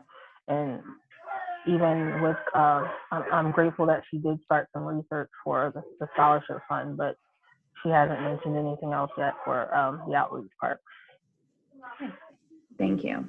And well, I just flipped my paper. No one stopped me to let me know I jumped through a big chunk of the agenda. So I'm going to revert back to another new concept that we started, getting to know your membership. This was something that Chef Long brought up about, we all get together, it was really nice to hear about each other, to hear what's going on. He said he dropped a plaque off with Chef Reese, had a conversation. He's like, it was great to hear about what someone's doing. Renee said, Rashida said, we're newer to the organization. We don't know everyone's story. So we thought, let's take some time. Let's get rid of some of these, committee reports of no report. Let's, put something in the newsletter and let's actually learn about our membership. So we have two great chefs tonight that are going to open up, talk about how they got their start, and really what they're doing now, what they're looking to do in the future. I'm sure our first guest speaker, Chef John Reese, could talk just solely about what he's got going on right now. I can't even list the amount of things that you say you have going on each week. But Chef, for those of you that have never, ever met you before, could you take 10, 15 minutes and tell us your story, please? Only 15 minutes, guys. I can talk for a whole hour. At the most 15. Oh, okay. I'm going to start off very, very slowly. Born and raised in Portugal. I came to the United States. I was 12 years old. Pretty much, I started delivering papers or selling papers in a corner street, making, maybe making $1 a day. That's how I got started in making money. Started working at the hotel in Hartford at 15 years old. Not telling the chef how old I was because he never asked me how old I was. So I went to talk to the chef. He put me to work immediately without asking me how old I was. A few months later, he realized I was only 15, but I was almost 16 at that time. So he got a little mad at me. He questioned me, but I said, Chef, you never asked me how old I was, so it's not my fault, it's your fault. But it turned out to be one of my mentors. It was one of the best chefs that I ever worked for. I was so glad to work with him. He was one of the strongest garde-manger chefs I ever met. He was so good that I brought him down to Harrisburg to work with me on two different Très Bornée functions. One year we did all the garde-manger. That it was amazing work. I'm not even sure. I think Tom might have done some ice carvings for that same year that he came down and did all my garde-manger work. So I was in, I came up to Hartford. I was there for about 17 years. From the time I did dishwashing, prep cook, I worked pretty much every single station in the hotel. It was called Hotel America. In those days, we had a typical European kitchen, so pretty much we had all the saute stations, roasting station, carver station, broiler station, 2 pantry stations. So I pretty much worked all those stations, and eventually became the executive chef. So starting at 15 years old in that property until I was about 23 years old, I became one of the youngest executive chefs up there. We had 240 some rooms in the hotel. We had 2 restaurants. We had a fine dining restaurant, and we had an all-purpose restaurant. So I was there for quite a few times. During the time I was up in Hartford, we did participate in quite a lot of competitions. We went as far as New York City to the big, at that time, I don't remember the name of the place that the show was held at. We were there quite a few times. I was there many times as a number 2 or as just a cook, and I was there once as executive chef. I remember the first time I was there, I was a young 16 years old. I was in a passenger seat of my general manager. My general manager drove the truck, the refrigerator truck with all the decorated pieces in the back. My job was to keep them awake.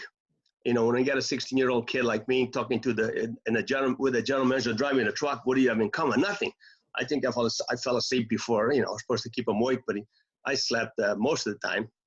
That was on the way down. On the way up, he asked me to drive his car. So I drove his car to the busiest city in the United States, New York City.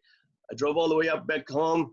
I parked in a parking lot, and I smashed his car against another car. So pretty much driving all the way in New York City, all the way up to Hartford, got to the parking lot, I hit his car, but not a lot of damage. So I was there for a long. I was there for 17 years. During those 17 years, I did a lot of fundraisers. Did a lot of golf tournaments. We used to have the biggest, one of the biggest golf tournaments in Hartford called the Greater Hartford Open. Became Travelers. It's a Travelers Insurance Open right now. Was the Sammy Davis Jr. Greater Hartford Open at one time. Sammy Davis, they used to come up there with all the celebrity people, from Bob Hope, pretty much every single celebrity person that Sammy Davis Jr. knew. He came. We had him up there. We entertained him. I fed him. I went to the golf course with him. I didn't play golf with him, but we fed him a lot, and we had a lot of. So they asked me to go down to Charlotte. We had a new property being built down in Charlotte, brand new Hilton. Just before I was leaving, I was helping put together a banquet. We had a banquet. The banquet was for myself. My brother was my sous chef at that time. I had to help him, not knowing that it was my own going away party. I went upstairs and they gave me a big going away party. I moved on to Charlotte, North Carolina. I was only there for 4 years. I was there, but we had a lot more celebrities. We did the movie Days of Thunder there with Tom Cruise, and I went to the set a lot to see how they do the movie. I went to the set to help them prepare the food. I brought a caterer from California to do the catering, so I was there for about 4 years. And I did a lot. So my first goal when I moved on to Charlotte was trying to bring foods down that were not indigenous to the South. Trying to find products. I had a Cisco a salesperson run for a lot of products, or brought in a lot of products that I was asking for when I put my menus together. A very successful hotel. It was one of the most successful hotels in our company at that time. But the owners of the hotel kind of went belly up. They went bankrupt. So the hotel was sold to a company. And by coincidence, the company was from Harrisburg. It's actually from Harrisburg. The same company that bought the hotel used to own the Holiday Inn down in Carlisle Pike. I came up, the hotel was sold. I had no job for a little while, so they asked me to travel. I did travel for about 6 months. My first job that I went to travel was in Memphis, Tennessee. I was there running did an Omni hotel for about 5 months. They wanted me to stay there. I almost did. I brought my wife down to check the place out. We love the Memphis area. I really wanted to go down there. Meanwhile, I had a meeting we had a chef's meeting down in Dallas. I checked in into the hotel. In my mailbox, I had a little note telling me, John, do not take the job in Memphis. Guess what? I did not take the job in Memphis. To this day, I still do not know who left me that note. I asked all my GM, my president of my company. Nobody knew anything about it. So I didn't take the job. I traveled for a little bit longer. Meanwhile, an opportunity came up in Harrisburg. This hotel was being built. So I says, can I take the hotel in Harrisburg? They told me no, because somebody else already had it. There was another chef that already applied for the job, a good friend of mine. So I said, okay, I guess I keep traveling for a little bit longer. Meanwhile, the chef changed his mind. They were supposed to come here. He went out to California instead and went to work at the Playboy Club in California instead. So the opportunity was available there for me. I was a little nervous coming to this hotel. It was a 340-room hotel, a big ballroom for about 1,000 people. With my general manager, it was Bill Cole. Bill Cole was probably one of the most creative and knowledgeable individuals I ever met. And I was kind of afraid to work for them because I was not his style of a chef. You know, I'm not a fine dining, a trendy chef like you wanted to. We worked together for a long time. I lived with them for about 6 months before while the hotel was being built, and before my wife came up. So I lived with them. I cooked dinner for them every night. We had a lot of fun. The hotel opened up. The hotel opened up as one of the and by coincidence, the same developers that developed the Hilton in Charlotte, North Carolina, were the same developers that started this hotel. So when they went bankrupt, since they went bankrupt down there, they went bankrupt there. Ariston Development Corporation took over the development at this hotel, and it became a very, very busy hotel from day one. That hotel, we did more business for the first 2-3 years than the rooms did. Our first function at the Hilton was a party that the Mayor Steve Reed threw. He was expecting about 200 people. We had 3,000 people. The bill for the city was a lot of money. We had over 3,000 people in that ballroom for the first time. Very successful. So we did a lot of food and beverage business. Nobody thought they were going to do as much business as we did. And we did a lot of business from day one until and forever. We never stopped doing any business. It was a tough hotel to hire for. The unemployment there was, very, very, very low. So there was nobody around. The only thing I remember when we did an open house, we wanted to do a tuxedo interview. So we had all our managers dressed up in tuxedos, and and I says, I'm the chef. I'm going to find a tuxedo that looks like a chef. So I found a checkerboard vest. I found a checkerboard. I've been a tuxedo jacket. So I was dressed up in a tuxedo chef, and we had so many people looking for jobs. We had people lined up all the way down Strawberry Square, down the hallway, down the street. But guess what? Trying to find good people was tough. We couldn't find anybody. It was very, very tough finding people. But we did that. This hotel, like I said, became very, very successful. I met a lot of different people there. We did a lot of things there. We did a lot of fundraisers. I know Mike remembers some of those. Share Our Strength, Taste of the Nations, eight great chefs with everybody. Share and Tom and all those involved in that. I think it was a Share Our Strength that we did.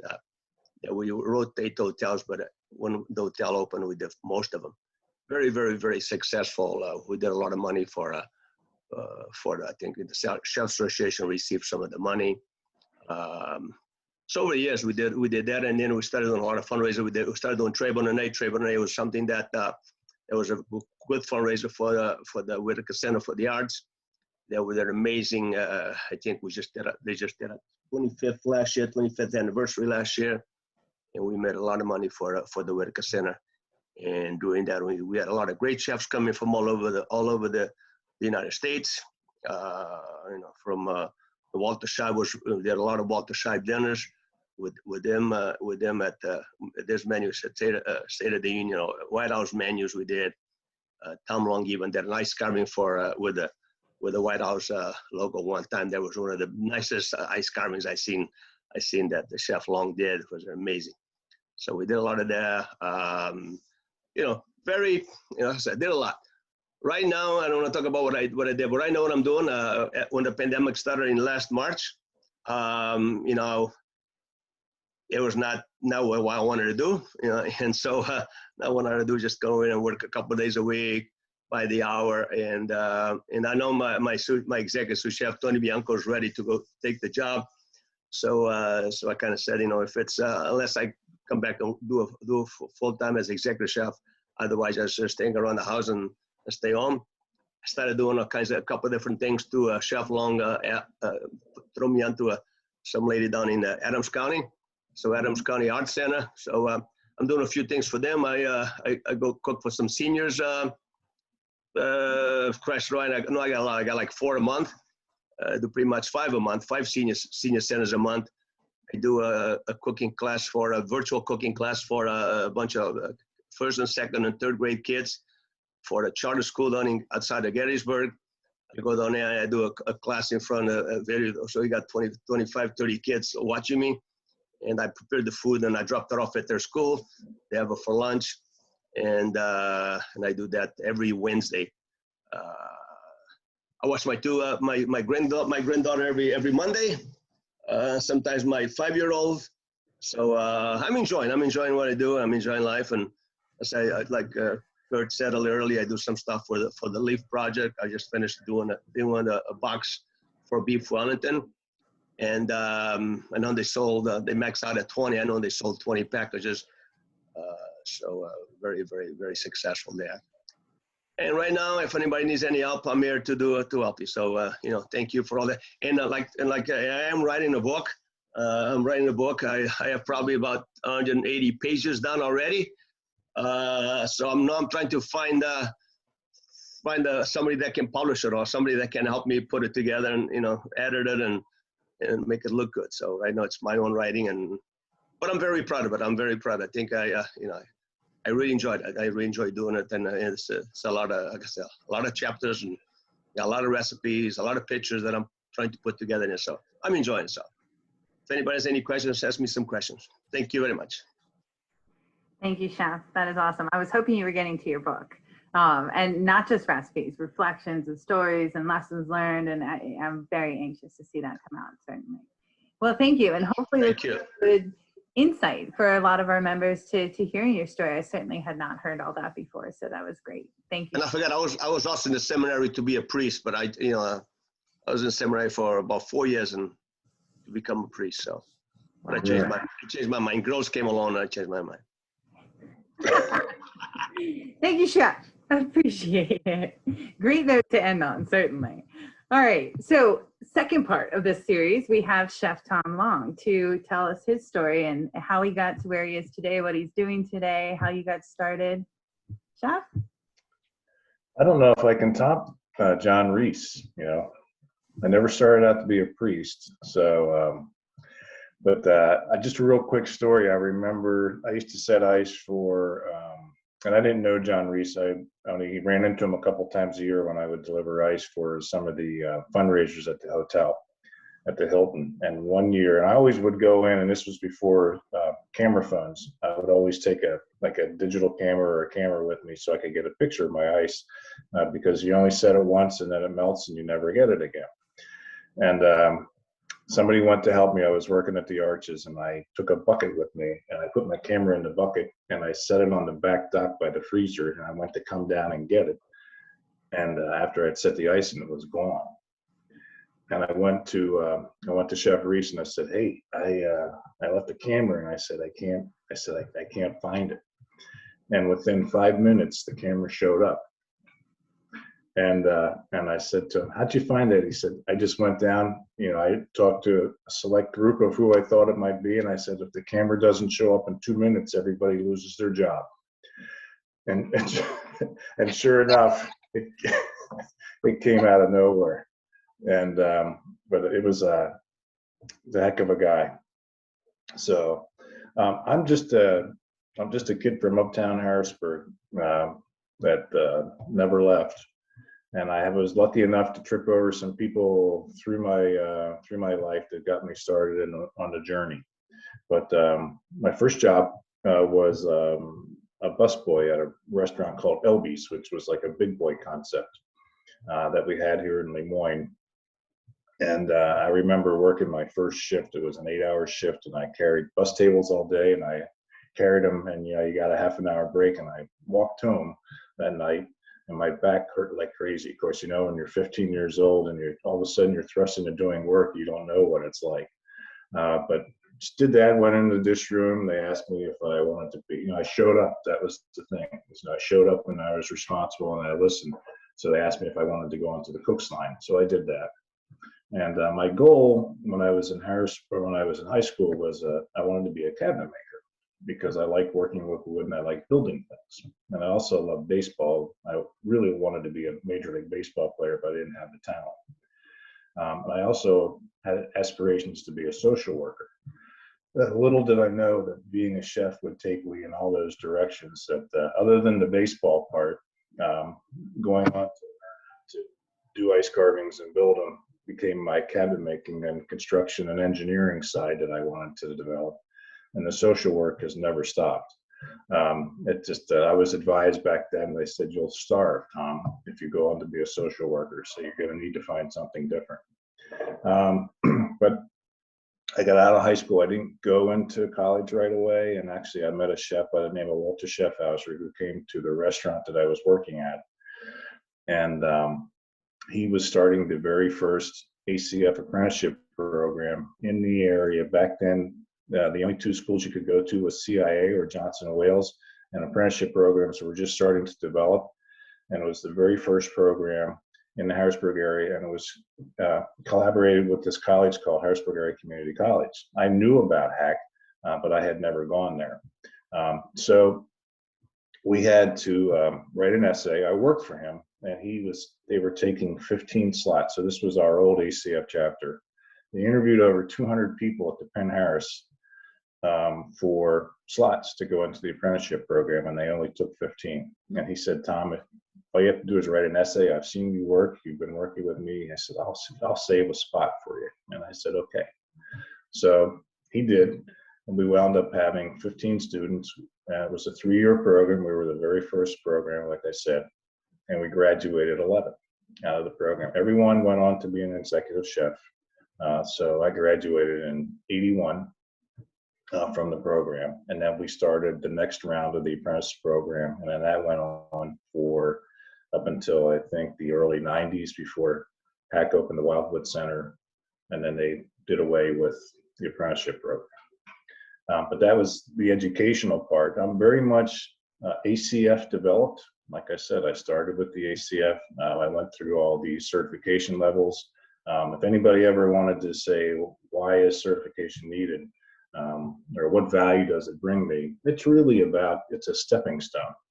It's a way for you to work towards something. It's a set of goals, and it helps you reach them. And there's different ways and different levels. Back then, they had CWCs, which was a certified working chef. I became certified in that twice before I went on to do my CEC, which I got in 1991. And this was pre-practical. And back then you had to accrue enough time as an executive chef in a property. So, and they did that because chefs would jump around a lot and they would leave after less than a year at a property. So they came up with this system where each year you stayed on, you got another point towards your certification. So turned out to be a good thing for me. I worked, like I said, I got my CEC, very proud of the moment. I've kept it all these years. But more onto the job journey. Started out hotels and restaurants, and I did that for 25 years.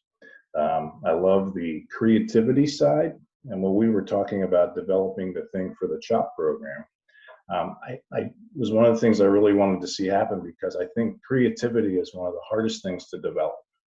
I think we don't learn it in school. Learning how to combine flavors that are unusual is not something that is written in a book. There may be books like the Food Bible that gives you suggestions, but to learn it on your own, it's a hard thing to do. So I got hooked on recipe contests back in the late 80s. And I used to do competitions for the salon chairman, for the old chapter, that kind of stuff. But I started entering recipe competitions because it was a criteria to measure your creativity. They kind of gave you the outlook of, hey, come up with this idea using these parameters. And if you can, you may win some money or a trip or whatever. So I remember winning my first one. I came home from New Year's Eve at the Arches. It was in 1993. And I won $500 in a sauce competition. I won first prize. And I still use the same recipe for my wings. And it's in my cookbook. And I became hooked. I started entering competitions, and I've won 30 professional recipe competitions in my life. And that's just prizes. That's not just ones that I've entered. And you know what? It's never just about the winning. Winning is fun. It's about coming up with the idea and coming up with something that you're proud of. Because the judges, they might not like your idea. It just doesn't mean it was a good one. And it pushes you to learn. It pushes your mind to do something different that maybe you didn't think that was a good idea. So it pushes your flavors. And I always say one flavor kind of goes to the next. So that was kind of how I built that. And then my wife and I started having kids. And so the restaurant that I was working up at North Front Street, the Arches, it was a fine dining, special occasion restaurant, 120 seats, 120 in the ballroom, well known for good food. The owner sold it, and I had to find something else to do. So I actually applied for a job at the Holy Spirit Hospital. I got offered the position. I didn't take it because I was very creative. I wanted to be creative, and I just couldn't see myself being creative with hospital food. So I hung on, and the Milton Hershey School job came along, and I applied for that job, and had a one-day interview and got offered the job the next day. And it started my journey with Sodexo, which I worked 18 years for. It was a great experience working for a contract manager. Yeah, I actually got to use all the things that I learned in school, working for a contract manager in different situations. But 6 years at the Milton Hershey School, I went from a 120-seat restaurant to being the executive chef of a place that had 135 student homes and 1,300 students. I think it was a staff of about 3,000 that we fed every day. So it was different, to say the least, to go to that. But I had a lot of help. It was my first experience in running a union kitchen, which I never had to do. And I did 6 years there. And then I actually wound up going to Holy Spirit Hospital, did 9 years in acute healthcare, and had to learn dietary. And dietary, it's challenging. It's very specific. It's very scientific. It was good to learn because nutrition never goes away if you can learn it and understand it. And I got to learn a lot of wellness recipes, wellness criteria. So that was a great experience. But after a while, dietary ends. And so I had the opportunity to go to Franklin Marshall. And it was a college that at that time, the accountant had a lot of issues. They had been through like a chef every 7 months or something like that. And so I finally, I left the hospital, went to Franklin Marshall. I was there about 2 years, and then Chef Autumn Patty started calling me. And this was when the Chef's Apprentice was being developed at HAC. And I had always wanted to teach. I had always wanted to be a part of HAC. I had applied at HAC 2 or 3 different occasions when opportunities came along. And for me, I never knew when I wanted to stop running an operation, but I always wanted to teach. So the Chef's Apprentice was like a perfect opportunity for me because it was the best of both worlds, because I still got to teach and I still got to run an operation. And so that's where we are today. I do ice carvings. I know you all know that. That was one of the things, and when we did our apprenticeship, it was a criteria that Walter Schaffhauser was our chef. He was the ice carver in the area at the time, and he's the one that he wanted you to learn. And I still do it. I'm up in the years, but you know, it's one of those things that it's a dying art. So, but you see right now with all these ice festivals and all that, the things that are going on, they've made them pandemic friendly by spreading them out through towns and spreading them out from being on a weekend. I think Lidditz is doing 9 days of ice. And so you can adapt. The difference is now these guys, they use what's called a CCM, it's computerized cutting machine, and they actually use computers to cut the ice instead of the saws and hand tools. So, but everything evolves. So where I am today, obviously I'm still at Hack. I'm blessed to be there. The restaurant isn't open, so I'm offering my services in different parts of the college. I'm learning a lot of different parts of the college that I didn't know. I recently just got put in charge of all the wellness screeners for the colleges, for all the campuses, as far as scheduling and hiring, just to kind of keep me busy until it's time. So, but that's the story. Nothing fancy, nothing like John. I didn't start out to be a priest. That's awesome. Thank you for sharing, Chef. Very much appreciate it. And again, even though I feel like I know a good bit, I definitely learned something. And I think a big take is the opportunities. You know, not every opportunity is something you want to jump on, but when the right opportunity comes about, you know, to make it happen. And yes, I did call over and over and over again. You know, when She did. The right fit for a job, you won't stop.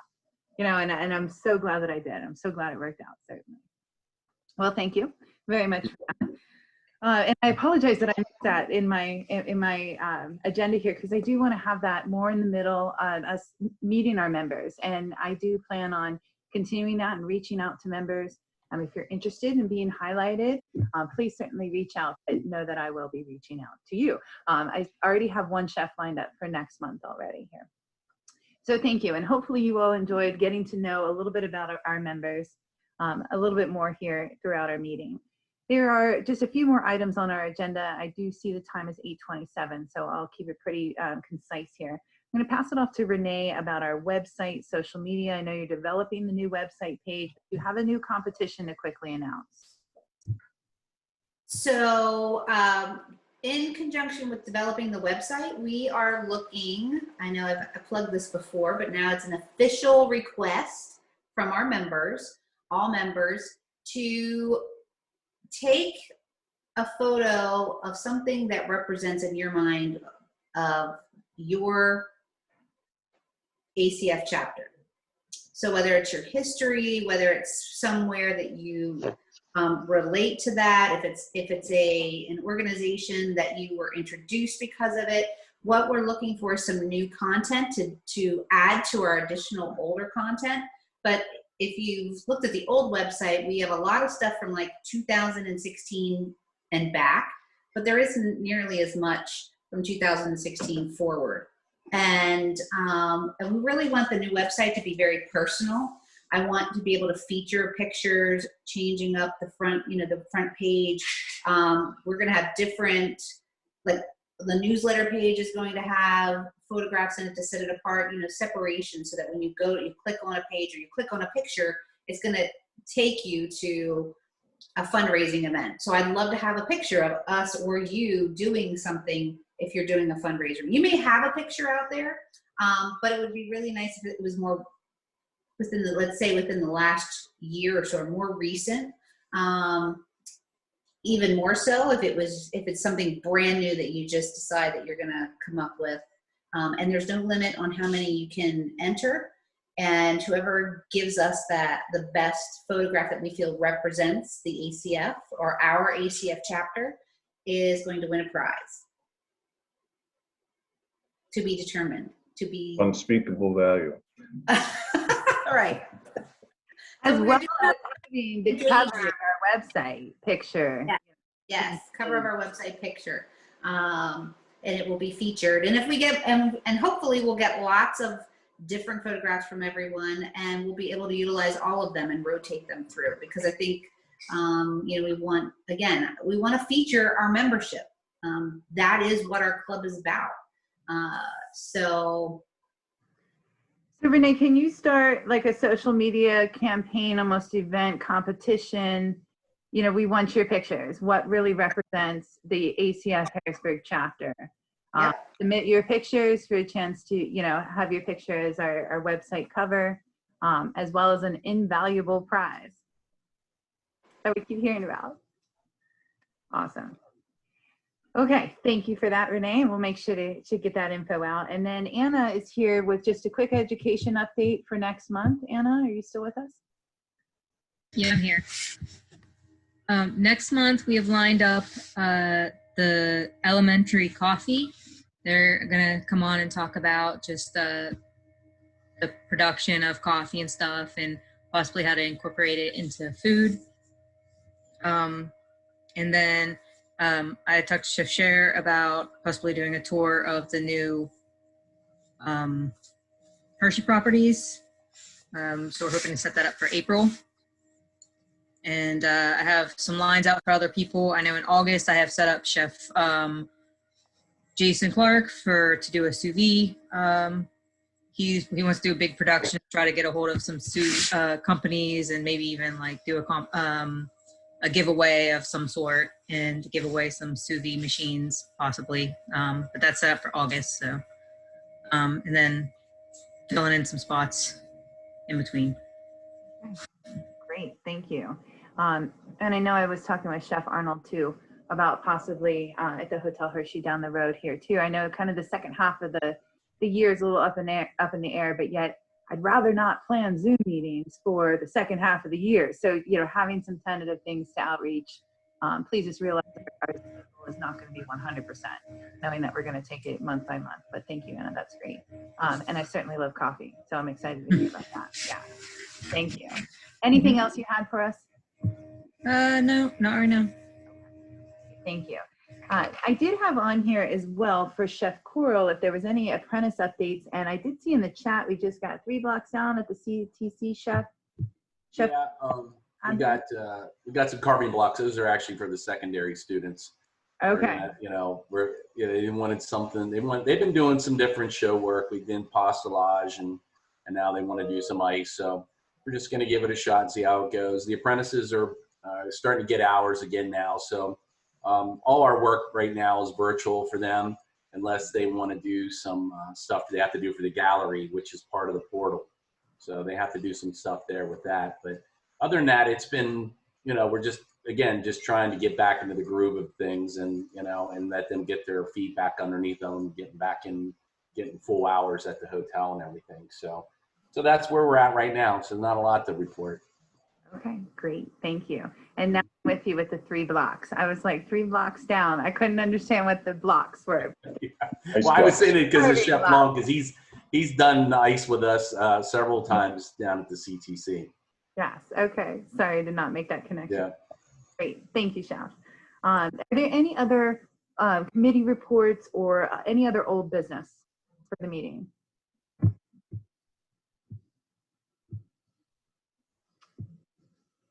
Seeing no rushes. Okay. There's one new business item that I do have to approach here, and then I'll open up certainly if there's any others. Employment opportunities is something that is always out there. As people are reaching out, here's an opportunity, you know, can you pass it along? We felt that there needs to be kind of a certain point of contact.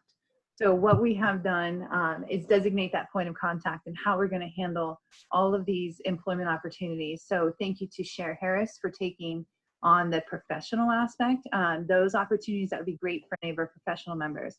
And Rashida, as our student representative, thank you for taking on any positions that would be great for students. That way you're hearing hopefully like a weekly email, here's opportunities coming out. I think posting in our newsletter gets outdated very quickly, but our website can be updated. And I find we've always had, here's opportunities, but you never know if they're filled or not. So having that connection of, hey, thanks for the details. We'll get this posted. Please let us know when you fill the position so that we can take it down off of our posting list. So with that, any opportunities the two of you have to share tonight? Sharon? Yes. I do have a few that came through on the professional side, and not are close to us, but they were sent to us, so I think it's worth mentioning to those that may have interest. There's an executive chef opportunity at Spring Haven Club. That's in Wallingford, Pennsylvania, I believe right outside of Philadelphia. There's another executive chef at St. Joseph Country Club. That one is in Missouri. I have a lead line cook that came through via Chef Gype, and that was at Dolphin Head Golf Club in Hilton Head, South Carolina.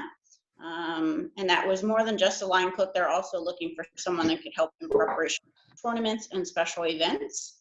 A director of food service nearby, and that would be at the Ken Brook Bible Camp, and that is in Lebanon, Pennsylvania. And then we also have through Hershey soon coming their virtual hiring event. They're doing that through Indeed on Tuesday, February 23rd. And that's for new positions at their new restaurant opening, the chocolatier, the ice cream parlor, and the sweetery. So there's various things there as far as levels of cooks, dishwashers, servers, and bartenders.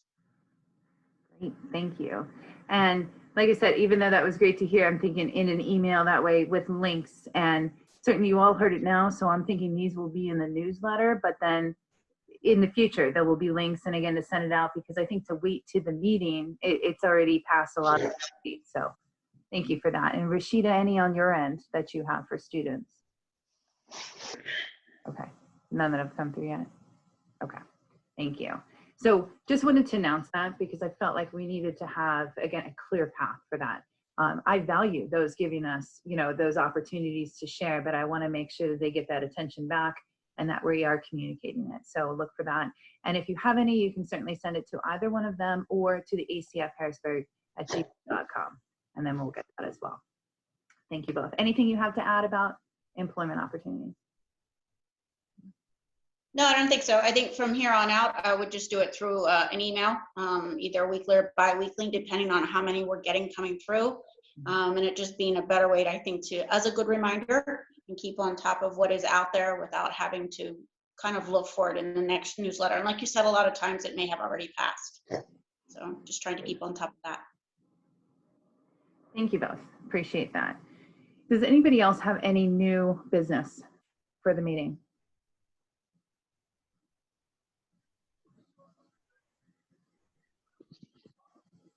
Okay, I'm not seeing anybody shaking their head, quickly unmuting.